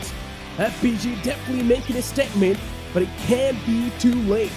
And that's a big point of concern. Even NB making some rookie mistakes in making that decision, and because of that, they also lost out in that previous game. ROA Esports, the ball was in their court, but somehow FPG were the one to come out on top.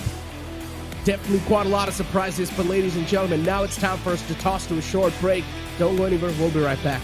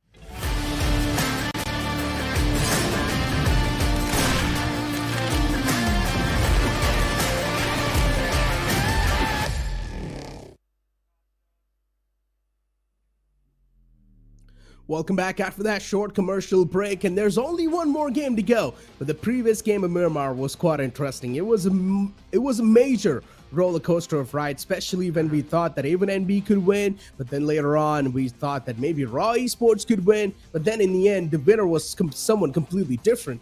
It was FPG. Exactly. And genuinely, I would say that I like the fact that these teams are getting rewarded, man. They're trying their best to come out on top, and they're getting rewarded. But let's move forward and take a look at the MVP of that previous game. It has to be someone either from the side of ROA Esports. Yes, it was. Sleepy once again makes his mark on that MVP board, getting 1302 damage dealt, and with only one assist, survival time of 27:36, and 9 knockouts secured. Sleepy has done a fantastic job for his team. Yeah, great job done by Sleepy. I mean, it's just another day in the field for Sleepy. He is the assaulter for his team, just doing the job perfectly. If you talk about the other players who had an impact in the game, Zeo, Rogue, Crypto, Malik, all of these players had good number of frags, good number of eliminations under their belt. But at the end, it was the players of Team FPG, man. The duo from FPG was able to take the whole game. Pretty much. AST2 had some glorious moments, I'm not gonna lie. Rogue with 5-2, Crypto with only 2, ENG as well. For a moment, I thought that even ENG could be the possible contenders to win that game. But unfortunately, no, that was not the case. Within a flash, the entirety of ENG just comes down crashing. But as we do have the match summary in front of us, 62 eliminations in total were wrapped up in that previous game. Airdrops, all of them were actually looted. All 4 out of 4 airdrops were looted. No vehicle eliminations, unfortunately, but we only saw 3 grenade eliminations. Oh, look at the longest elimination though, Necro. 405. That's a really accurate knock, or a really accurate elimination that whoever achieved. But yeah, that's a great thing. If you talk about the match rankings, 9 eliminations for FPG. That's why 19 overall points is what they get. ROA, 4 shy, I'd say 6 shy, because 2 FPG players, they just did their job perfectly. Otherwise, it could have been a great game for ROA Esports. Even Aegon, not very far away. So 13 points for Aegon, ROA Esports with 15. Aegon is on the tail of ROA Esports. Man, I mean, the struggles for some of these teams, they just keep on continuing. A1NB having one of the best spots, still not prioritizing for those elimination points. I do not really know what's going on with A1NB, and this is not good. As a known team, you're supposed to have that confidence, and A1NB is lacking that confidence, and they're also lacking that decision-making skill. One thing is for sure, the IGL is having a tough time. He's struggling to make those call-outs. Maybe a filter IGL needs to chime in and sort of take over the control, because the IGL that is currently directing the team, he's having a lot of struggles. As we do see the latter half of the board, you see Leo Esports, POC, DRS Gaming Nepal. Even DRS Gaming is having such a massive struggle. So you know what? Let's move on forward and take a look at the overall standings. ROA Esports, once again, maintaining that lead in the overall standings. Looking pretty comfy up there.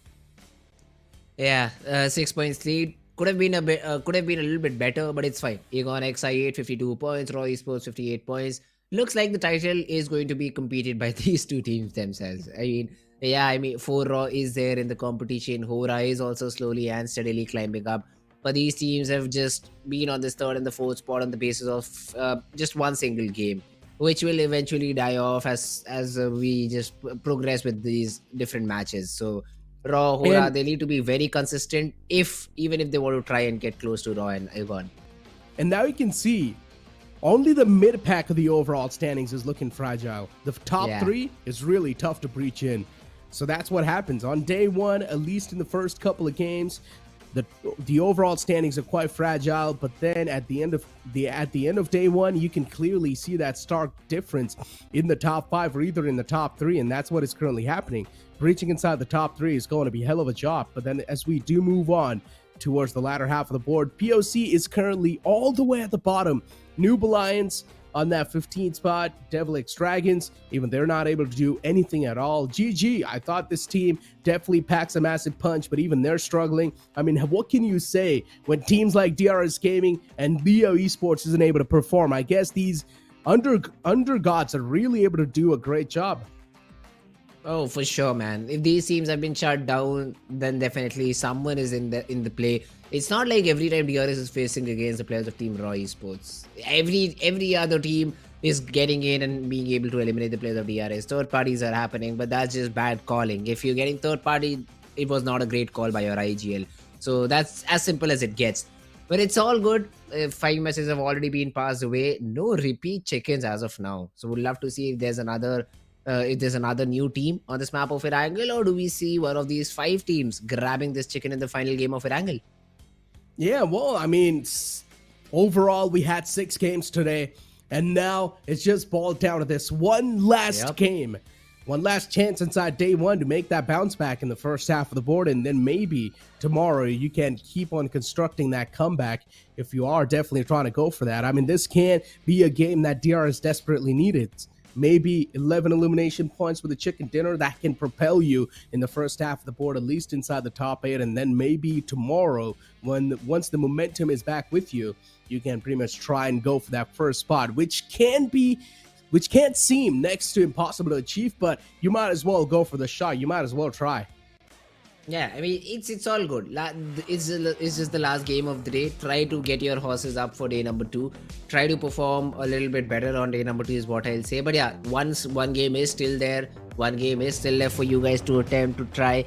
And let's see if we do see DRS, or we see Leo, or do we see GG getting back up on top. Or if not top, in top 3, top 5. That's the bare minimum. Top 5 is the bare minimum I expect from these teams. But yeah, let's jump into the game. Plane path this time around going completely in a different... okay, no, it's just a very similar plane path overall. But then still very far away from military base. So ENG I8 will have a difficult time rotating towards that particular city. But other than that, all the other teams should be happy, should be well and good. Yazna Polyana might be another city that they will get a chance to drop in. I mean, I feel a little bit bad for ENG because the military base is a little bit too far away. For ENG, it's going to be a hell of a stretch, and also in the first zone, or also in the first stage, they're going to be burning through a lot of time. So let's see what ENG can do, because they've got so many teams that will probably try to take them down instantly. And ENG, the only friend that they're going to have at this point in time are the vehicles. They need to get their hands on the vehicles as quick as possible and then make it down south, because sacrificing a lot of time in the initial phase of the game is not really worth it, because at that point in time, you try to make it in the centric spot of the circle. But let's see. You never know where the circle's going to be. We've already seen a military-based circle, maybe a second one. I'm not going to be surprised. Military-based circle, huh? I really don't want it. Oh, never mind. Yeah, there we have it. Yeah, well, I was about to say I really don't want it, but there we have it. Military base is going to be again the choice for the PUBG Mobile gods. Yeah, let's see now how do these teams adapt, especially the ones who are going towards 7E, A1 and B. They are not having a great tournament, and neither a great start to the game of Erangel, because the zone completely opposite. I mean, you love to see it, right? The military-based circle is something that I'm a massive fan of, and I would keep on casting these circles all day long, man. Trust me, these circles are so entertaining. They require you to be so proactive. you need to be as quick as possible to cross on over towards the southern side. If you're a little bit too late, well, that might just be it for you. And you can instantly see Leo Esports making a move on the board. They are on their way towards the military island. ISSL Noob Alliance, even these guys want to make it down south, probably. They want to be the quicker ones, and it's a better choice to do so as well. It's a good decision, but then they will have to maybe fight it out against the players of Team GG who are in front of them. And this could be a good thing because I only see a couple of GG players, and ISSL, you usually say should not travel in a single vehicle, but this time around it might just work in their favor. All four together, GG won't stand a chance against them. Maybe. But if you drive like that, you might all just die without getting anything. Oh my god, he almost found a knock. He almost found a knock over there. What? They're just going to leave their teammate out in the open to die like that? Oh, Noob Alliance not even looking forward to fight for that teammate, for that player. And I guess even somewhere else on the map, you do see the players of ENG engaging in a fight against the players of Leo. And Leo is one of those teams that has been struggling throughout the entire day. And if this keeps on happening, if a confirmation is going to follow up on that knock, well, Leo, they might as well just give up at this now instantly. Because ENG, even if they are not able to perform that well, still at the end of the day, they should be somewhere in top 5. So it's completely fine. Yeah, but the good thing for Leo is they've been able to get both their players back up. Yeah, there we have it. Noah is also brought back up on his feet. The problematic thing, ENG is still lurking around. They know that ENG is present in this compound, but a 2v4 with 2 players with very little HP. Never mind, one of them just pops a first aid in himself. But still, Haidami has very little HP left for himself, so needs to be really careful. Farhad, on the other hand, has been able to get that confirmation on the daughter by running over a vehicle on him. That's a good thing. Haidami was trying to spray the players of ENG. It won't matter because now they're already out and about. So Leo, a good engagement, I'd say. 2 frags to your name, no players lost. It's a victory for them. Pretty much. And ENG is one of those teams. As I mentioned, yeah, even if they do take the early hit inside the game, it's not going to be that big of an issue for them. They would still be somewhere in the top 5 easily in the overall standing. So for tomorrow, for them to bounce back, it's not that tough of a lead that they would need to take on over. So it's completely safe. It's completely all right. GG, Syrie in front of us. GG is one of those teams that is still been struggling. They haven't been able to find out that safety spot just yet. So let's hope that maybe in the future, GG can actually find that safety cushion in the overall standings, because this is the last game for today. Tomorrow, you're only going to have 6 more chances, which is next to impossible to catch up. But at least you can try to be in the top 5. For now, you've got Leo Esports making that push against the players of ENG. Beautifully done. Knockout found against the players of ENG. Fallock being knocked out. It's all down to Crypto. But even Noah has been knocked on the side of Leo. So Leo cannot really underestimate that one last man left over from I8. They need to be a little bit more cautious. Ooh, Yetauta throwing in some shots, trying to get that knock. But the revival has been successfully completed and the DPS does not land. Oh no. That's an elimination. A little overcommitment on that particular play has led to Leo being taken down one by one.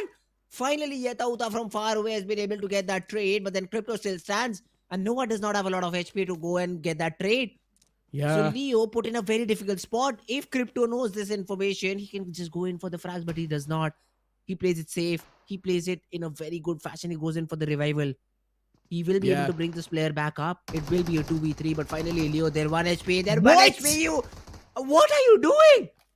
You cannot push in with that kind of HP available. Yetauta also falls. You were right, Necro. Leo are just done for now. Leo Esports down and dusted, eliminated from the game. Tough luck for these guys. ENG. I mean, what a quick turn of events. ENG, for a moment, you thought that they were probably going to lose the fight, but then they just flipped the script against the players of Leo. A 4v2 engagement where the players of ENG just come out on top without even breaking a sweat.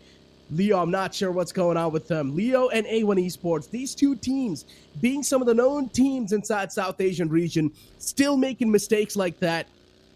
Big point of concern. ENG, I mean, at least for now, these guys are going to have a smooth sailing inside the military base. They can move in towards military base, loot up, scoot up, and look pretty good. But then they've also got the players of Raw waiting for them. And I guess ENG, they do sense that threat. Ooh, let's see.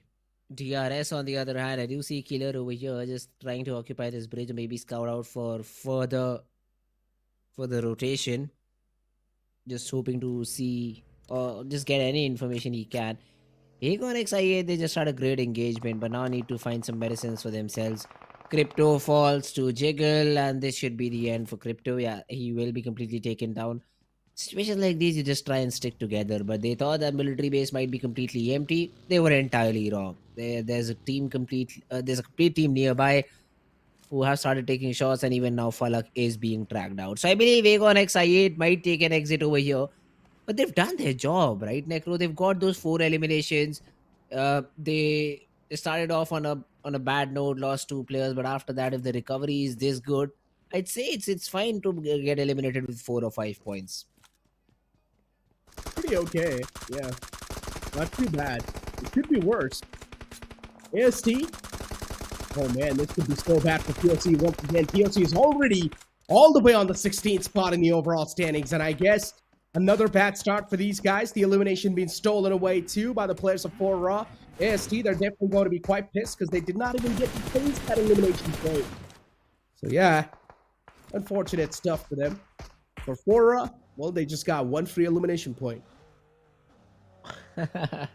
Guys, I'll be driving towards military base bridge. Oh wait, player. Oh wait, we got a frag. Let's go. Let's just get out of it. That's what just happened with the players of Team 4. And AST were just try-harding that spray, trying to get that knock from far away. Did most of the work too. I mean, 90% of the HP was depleted, but were not able to get the job done. But this time around, Sanchir gets good shots onto the player of AST. Slayer falls. They just regroup and re-hit the players of AST. That's a great job done by the players of Team 4. They've got a couple of knocks. It's all down to Incus and Zio to make sure they do not get eliminated this early on in the game. Oh man, HORAA. They're just making a move towards the opposition side. And AST, look at that, Incus just shutting down, getting the confirmation up. And Raw, these guys, it doesn't seem like they're stopping anytime soon. Good utility utilization too towards the opponent. 2 players down, and Dustin will make that 3 for Raw. These guys are on a march for victory in this fight. 1 more man to go in the name of Zio, but what can he do? At this point in time, AST, they're just trying to latch on to anything that they can. On the verge of elimination for Raw, potentially coming out on top in this fight too. And he, of course, tried to eject out, but, oh man, he got shut down at the tracks, and that's it. AST out of the game. 4 will get that reset, but they've lost a player, so that will be a thorn in their side. That will be something that will keep on just nagging them. It's a 3v4. It's a 3v4 in every other fight. In the meanwhile, DRS, they got some information around the bridge area, but now are coming back towards the city of Milta. They want to just have information about it and not cam the bridge entirely themselves. That's an interesting decision. Let's see if it works out for them. Do not see good loot either on the DRS side. You just have 1 medkit available, a level 1 helmet. It's just like you have something, but it won't do much when you get headshotted. So this is something DRS need to be careful about. The loot is not optimal. DRS, 3 players on the opposite side of the bridge. We thought it's going to be a military-based circle, but then no, the circle just freaks all of us out. Shifts up on the northern side, and then another circle shift towards Milta. Oh my god. It's going to catch so many of these teams off guard. It's crazy. ENG with Falak. I mean, usually ENG is one of those teams that likes to go all the way down south towards military base, but no, instead, this time, they were stopped. And because of that, over here on the map, we do see Raw Esports taking a fight against the players of A51. Raw was the one to take control of the military base, but A51 is now looking for to stop the players of Raw Esports in the tracks. And I guess Raw Esports, they've only got a couple of more players alive. Yeah, they're not investing in this fight. They're like, yeah, we're just out of here. We want to play for position points. We just want to secure our first spot. Because even the players of Team ENG did not have a good start. Same could be sent for Team Raw now. A51, 2 defeat points to their name, but they still have to figure out a way to get out of this position, to get 400 meters inside the zone, because they might be able to dodge the players of Team FPG. But on the other side of the bridge, as soon as you try and enter inside the zone, you have the players of Team DRS lined up. Kancha, in the meanwhile, has been able to take down Zeol, who was also trying to hold this bridge area. And now Zeol cannot get that revival as the players are very, very far away from the spot. A51. 4 players with 2 eliminations wrapped up. And A51. What These is guys, this? oh no, now these guys getting slammed down. Not too good. Especially when you've got another player in the front lines in the name of Cyclone. And Cyclone is now still just going for that chip damage. But even the return fire can be expected. Cyclone's out in the open, but quick reflexes from him. That's something that really saves his life for now. A51 now just down to one last man alive. DG19, what can he do? All the players of FPG in the front lines, and all DG19 can do is just try to back away, and that's what he's doing. But it's a little bit too late considering he needs to cross on over from the bridge. Oh my god. The decision making in that situation for A51 was just hilarious. I found it very funny to run into a squad of 3 people who you have information on with just a vehicle. That was unnecessary. That has led to their elimination. I mean, not the best possible decision over there, which has led to their elimination. Now, only 1 player surviving. Let's see how many more points can they get. GG, on the other hand, only has 3 more players surviving. They're just having a friendly chat or a friendly fight with the players of Team VIKIngxSS, where they just shoot 2 bullets, get shot back in return, and are like, yeah, you should know we are a threat, you should know we are present over here, but not much can be done about that. Pretty much. DRS Gaming. All the players were there. FPG still on the bridge. They're not really sure if the bridge lines are clear or not. They're not sure if they're getting camped out. And makes a lot of sense too. You should be paranoid, because you never know where you can get shot at from. Look at the players of Avon Esports. It's the entirety of Avon squad making a move on this compound. DRS Gaming, one single man's pinned in that entire house. Nowhere to go. A1NB, it's a quick smash on the house, as XMPL is trying his best to provide the cover fire, but he's just not finding the opening that is needed in order to provide the cover fire for this man. But I like the move that's being made by him. DRS Gaming, there's a chance they can survive this entire outcome. And a good nade to find the opening too. K9 OP goes down. Tough luck. DRS Gaming, they can keep on playing like this. A1NB, they do not know that this guy is outside on a ledge, so the knock is still not possible with these nades. You really need to be careful when you're moving in, moving up, because the cover fire is also present from behind. Killer and XMPL both have trained their crosshairs. XMPL tosses another nade, gets hit, man.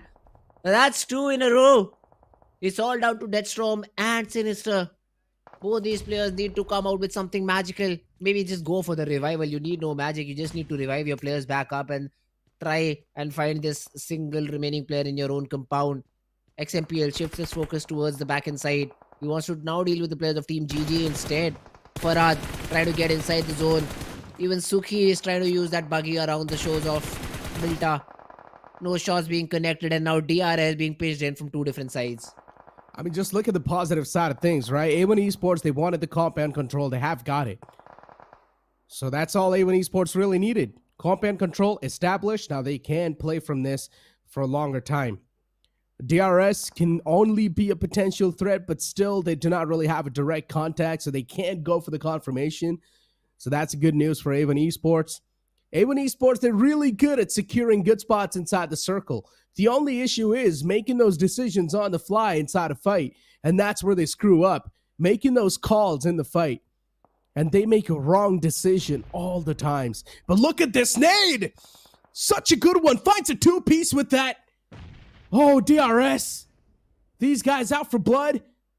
Deathstorm still knocked out. Sinister's chipped up low. A1 Esports. Oh, unfortunately, they lost out in Death Storm. The confirmation follows up. XMPL is a cruel man on a mission. Even Killer chimes in, gets a knockout of Sinister. So this is now not looking good at all for A1 and B. They're losing players one after the other.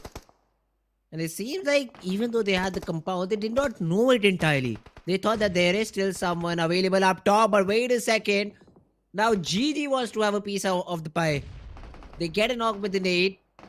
Killer is trying to go in for the revival, but in the meanwhile, GG will try and to slowly and steadily creep up. D18. Although has been able to get that counter knock. So GG, they will stop for a little while. DRS. 3 players, XMPL, Killer YT, another man. And on the opposite side, it's the players of A1 and B. Well, I guess now things are back on the even Steven grounds, huh? 3v3 scenario. DRS, they're not going to feel outnumbered. In the back are the players of GG. Still just playing it so slow and safe. Even they do not really need to pressure things at all. Instead, just wait for the flow to take over. Shots taken for HORAA. Down and dusted. And MN, they just keep on moving up. Has he got any clue that there's a man in the front? Machine spots him out. What just happened, Aero? Big mistake of not checking the corners. And that's where Machine gets the advantage. He will have the Molotov, forcing him out of this situation. But that's it. Instead, it's Rogue Shotgun finding the connection. What a rat, man. What a rat. He hid in the most unexpected corner over there and was rewarded for it. Got a frag out of that particular engagement. Surprise, surprise. If you do not check, you will be eliminated. Even though he was essentially traded out and the opponent team 4 Raw was able to get that frag, but the damage has already been dealt and now it's a 3-man squad. DRS on the other hand still just snaking around, just trying to get any information that they can. DXD, all 4 players here. They have a really good area inside the compound. In the meanwhile though, shots being fired in all fronts. HORAA in this fight. They've been able to just breach around the compound, but the knocks are not flowing their way. Chari brought down to very little HP.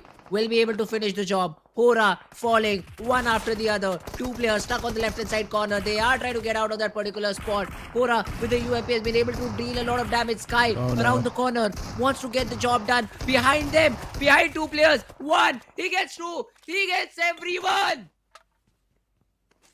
Sky from HORAA will be able to help his team survive in such a difficult spot. Oh no. HORAA. I mean, oh boy. Not looking good. Not looking good at all. I mean, them being able to shut down the opponents, but even they've lost out on 2 players itself. And you've still got 23 players remaining. Oh boy. Oh, misplace of the utility. This could have been really bad. Imagine if we would have cooked this up to perfection. Yeah. This could have been a knockout on himself. Maybe the opponent team could have pushed on if they wanted to. GG now getting pushed on as well. Aggressed on by the entirety of DRS. And they know that GG is quite hurt too. So this is the right moment to strike. And as soon as the strike's going to come in, Farhat's going to collapse. But no, instead, he pulls out the shotgun. And the last moment he comes out on top. And what? This was way too close to comfort. And just like that, even from the backside cheer. This is what you call a shark in the water. Shark with a missile. Because underwater, he throws in those shots and is able to take down the entire squad of Team DRS. That is just crazy, man. How do you even trade him out? You just cannot. You never expect a player to be in that position. But I'd say DRS, they fumbled it out too bad. Farhat should have never been allowed to get even a single knock in that situation. But hey, it happens. Happens to the best of us. And that's what happened with the players of DRS over there. A1 and B now, the duo. They still are trying to get anything that they can. They want to take this fight against the remaining 2 players of Team HORAA. Around the edges, Hitman wanted to be a sneaky person. Wanted to get above the players of Team HORAA. Sky will just run away. Hitman is forcing a 1v1 over here. That is something I do not like. should wait for his teammate to join the party.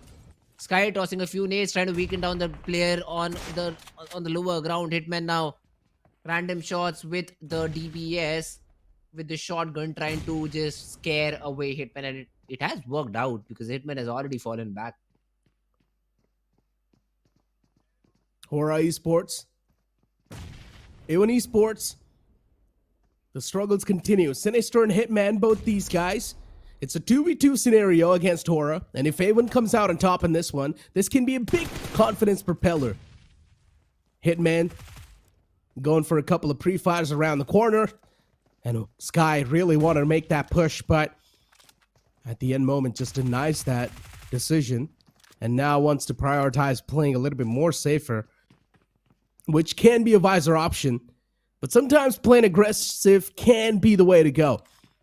And right now, both these teams are in a really awkward spot, so this engagement is being stretched out for no reason.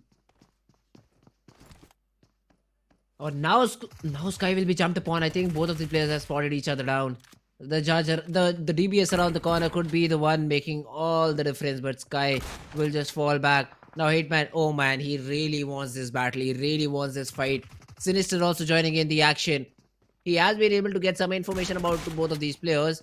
They know that they are on the ground floor, but now it all comes down to these duels. Who will be able to win it out? Running out of shotgun ammo. It's a 2v2. Sinister just playing on contact of the stairs player. Throws in a little bit of a pre-fire, trying to draw the players towards him so that Hitman can do the job. But that's not the case. HORAA, they're playing it very slow. Finally, Hitman drops. 50% HP has been taken away. But Malik just trying to create a different angle. The shotgun shell lands. Hitman also very low. But then Sinister pounces upon him. It's a 1v1 and Malik wins it out. A cat and mouse chase went for too long, but it is HORAA Esports who once again come out on top. Oh man. DRS Dragons. These guys against the players of POC Core. Oh, he's being chipped out so low. Tough luck. POC, a team that's currently all the way at the bottom of the overall standings. They've got so much to live up to. First man knocked out. Nicely done. DRS Dragons looking forward to name these elimination points as the Wall of Death is now going to start to close in from the back. POC, of course. Too much raining on top of them. Another nade sails in. And if the knockout is found, that might just be it for the players of POC. And yeah, even the playing area is way too narrow. So POC, they cannot really have a lot of ways to move around. A fixed pattern needs to be drawn out. And Sanchir in the water lines has been spotted. He's still in that same spot in the buggy. Position compromised. Kiva going for that spray. And at this point in time, I highly doubt Kiva is going to let go off that trigger too. He's probably is going to be trigger friendly. POC moves needs to be made on the board right here, right now.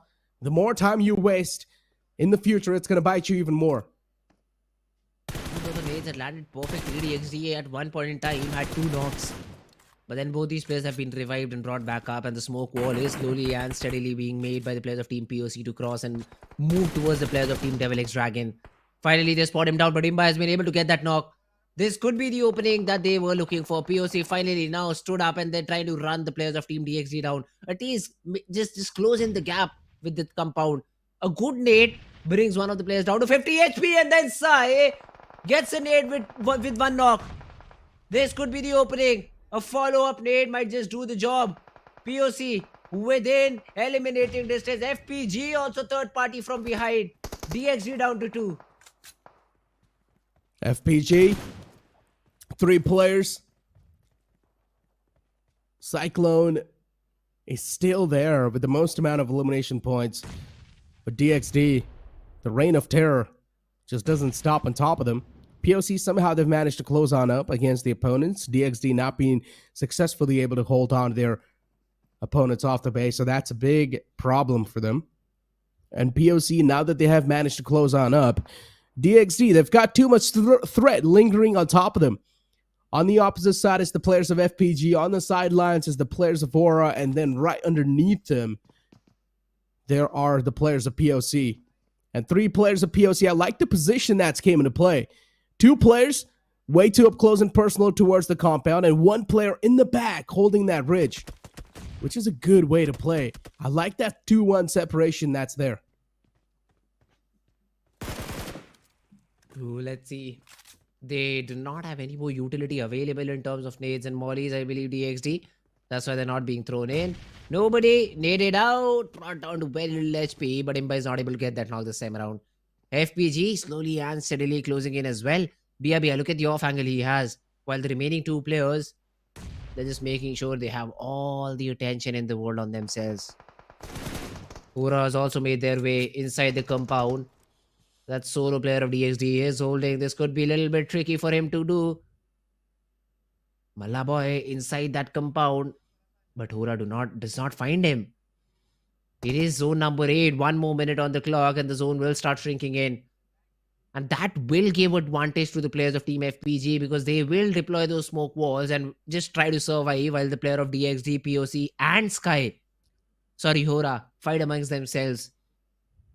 That is something that FPG has in their favor. So let's see, they are just letting the time run out, the clock run out. Pretty much. DXD, I mean, these guys, Nabeen, nobody on the top. Unfortunately for the players of POC, they do not have any utilities available. And that's the only reason why DXD is able to roam around that freely on the rooftop. And POC being pressured by the players of FPG too, so that's why they do not really have a lot of breathing space in the first place. But FPG, they need to leave that edge line. They need to leave that edge and move inside the safe zone, because soon enough, the wall of death is going to start to close in, and we know the circle is quite cruel. And POC now finally tossing in that utility that he had left over. And now the battle breaks out. Finally, FPG engaging inside the fight as one of the knockout was found. DRS Dragons making that pounce against the players of HORAA Esports. And Mala Boys taking too much damage in the blue. And that's it. HORAA, they have been punished for making such an aggressive move. And just like that, now it's down to the players of DRS Dragons, FPG, and even POC. FPG, they have won the previous game, but maybe they're looking forward to win a back-to-back, and they probably can't too. DRS Dragons, luckily for them, the opposition is being taken care of by the players of FPG, but still, they have got one more player in the front lines. DRS Dragons, they've lost out on that player too, but now, as they have got only one player on their name, Nabeen gets dealt with too, just like that. And the last man of POC gets taken down by the blue. FPG, back-to-back 2 games. They have definitely made a statement on the overall standings, and with that game, they've probably propelled themselves so high in the overall standings. What a game for FPG. I mean, one of the players got knocked out outside. I thought that this could be a little bit difficult for FPG to control. But then it was like, yeah, we will fight amongst ourselves, DXD and HORAA. And that's where everything went good for FPG. They did not have to do anything about it. 11 eliminations total, and yeah, man, that's crazy for this team. 21 points from the game, 2 back to help this team get that spot 2. Coming in out of nowhere and directly finding themselves in the 2nd spot in the overall standings. FPG, a remarkable statement being made inside the South Asian region. We might just have one of the best teams loading up in the future. Man, FPG, with the way they have played in the previous 2 games, even though they had a disadvantage in the previous game, still FPG, they kept on playing. They kept on holding that edge, and they also managed to secure so many elimination points, playing the spoiler in that fight between the players of POC and their opponents, and getting those elimination points wrapped up. Nicely done, FPG. They just know when to aggress and when not to aggress. Yeah, that's just crazy, man. The way that FPG played was just phenomenal. And I believe one of the players should get that MVP title from their team. 11 elimination, they definitely did their job. So let's have a look at the MVP first. It is going to be Bia. 6 eliminations overall. Good amount of damage as well. And he played it very, very good. Along the showdowns of Milta, it was FPG all along. Yeah, Bia just getting 6 eliminations, 686 damage, 2 assists, survival time of 28:32, and 4 knockouts in total. Bia has made a good presence for himself in this squad. FPG, with this back-to-back chicken dinner tomorrow, they're going to have such a massive momentum rolling up for them. HORAA Esports, consistency is on the board for them. Nothing much can be said. But then Sanchir with 4 elimination points, Cyclone with 5, actually. And then you've also got Nabeen with 3. In general, FPG, they just pretty much took the entire momentum away from all the other teams in the final few moments. And DRS Dragons, they were trying their best, but unfortunately, that entire third party from the side of FPG just spoiled their entire mood. Oh, yeah, FPG, the third party, was indeed a very difficult thing to deal with for this particular team. And great job done by all these players. But now let's have a look at the statistics as well. 58 eliminations, 68 knocks. This time as well, man, the longest elimination, 392 meters. This number impresses me the most. 2 airdrops looted overall. A vehicle elimination as well. So was a very fun match to witness. Pretty much. 68 knocks, 2 in that one. 392 meter is the longest elimination, almost 400 marker being hit over there. But match rankings in front of us, FPG getting that 21 points. But then you've got also the players of Raw MN with 14. You've got HORAA Esports with 10 themselves. DRS Dragons with 8. Of course, pretty much the first half of the board is teams that you've expected to perform. DRS Dragons and POC, definitely a wild card entry, but let's hope that this keeps them moving up. Yeah, that's true. POC, they need more of these games, like far more of these games that they can imagine if they do want to end up in top 5. But yeah, let's have a look at the other teams. Where did Roy Sports finish off? I think they again had a very sad game. 2 points to their name. Yeah, not the best possible one. Droid, I mean, this team could have played so better in that situation, but were just eliminated with 3 points. UG with 2, Vikings with 2 as well. Leo Raw, these teams are yet to show up. So can be said for A1NB as well. Just 2 points.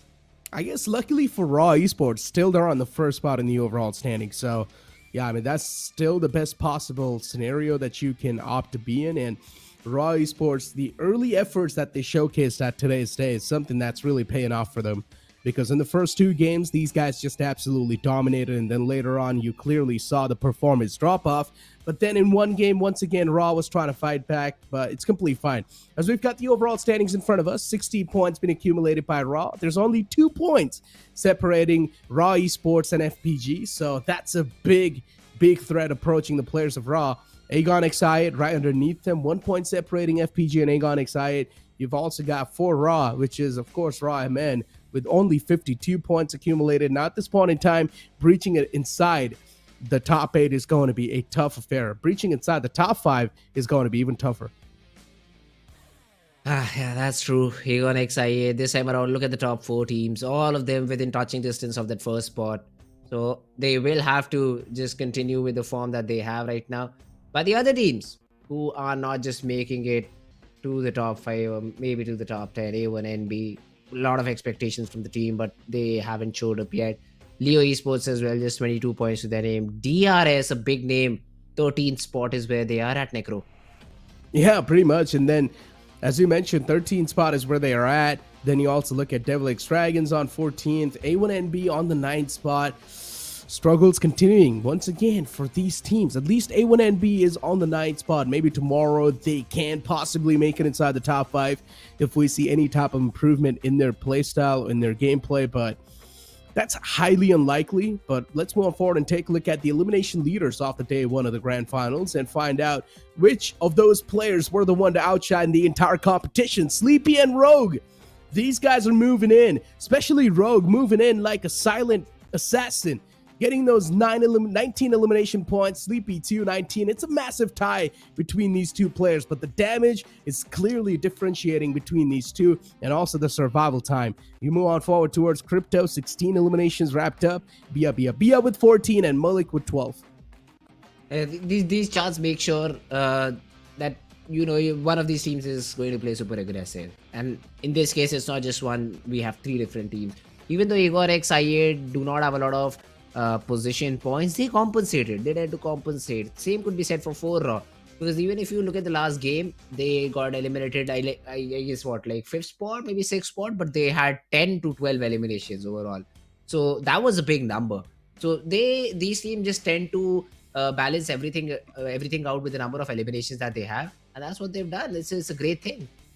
Yeah, pretty much. I mean, in general, today's day was quite interesting considering we expected the known teams to dominate. Of course, some of the known teams dominated, but there are also a couple of unknown teams. There are also a couple of known teams who came out on top, especially FPG. Yep. It was a big and an astonishing affair for us to witness FPG just dominate the known teams like that and get a back-to-back chicken dinner in general. Raw Esports still maintains that first spot, but FPG is not that far away, only 2 points far away. I8 on the third spot with 57 points. They're not that far away as well from getting that first spot. So in general, day 2 is going to be even more exhilarating. It's going to be even more exciting. Ladies and gentlemen, with that being said, day 1 comes to an end off the grand finals of PMCO South Asia. We'll see you guys on day 2. It's a good night from me, Necro, and Fritz.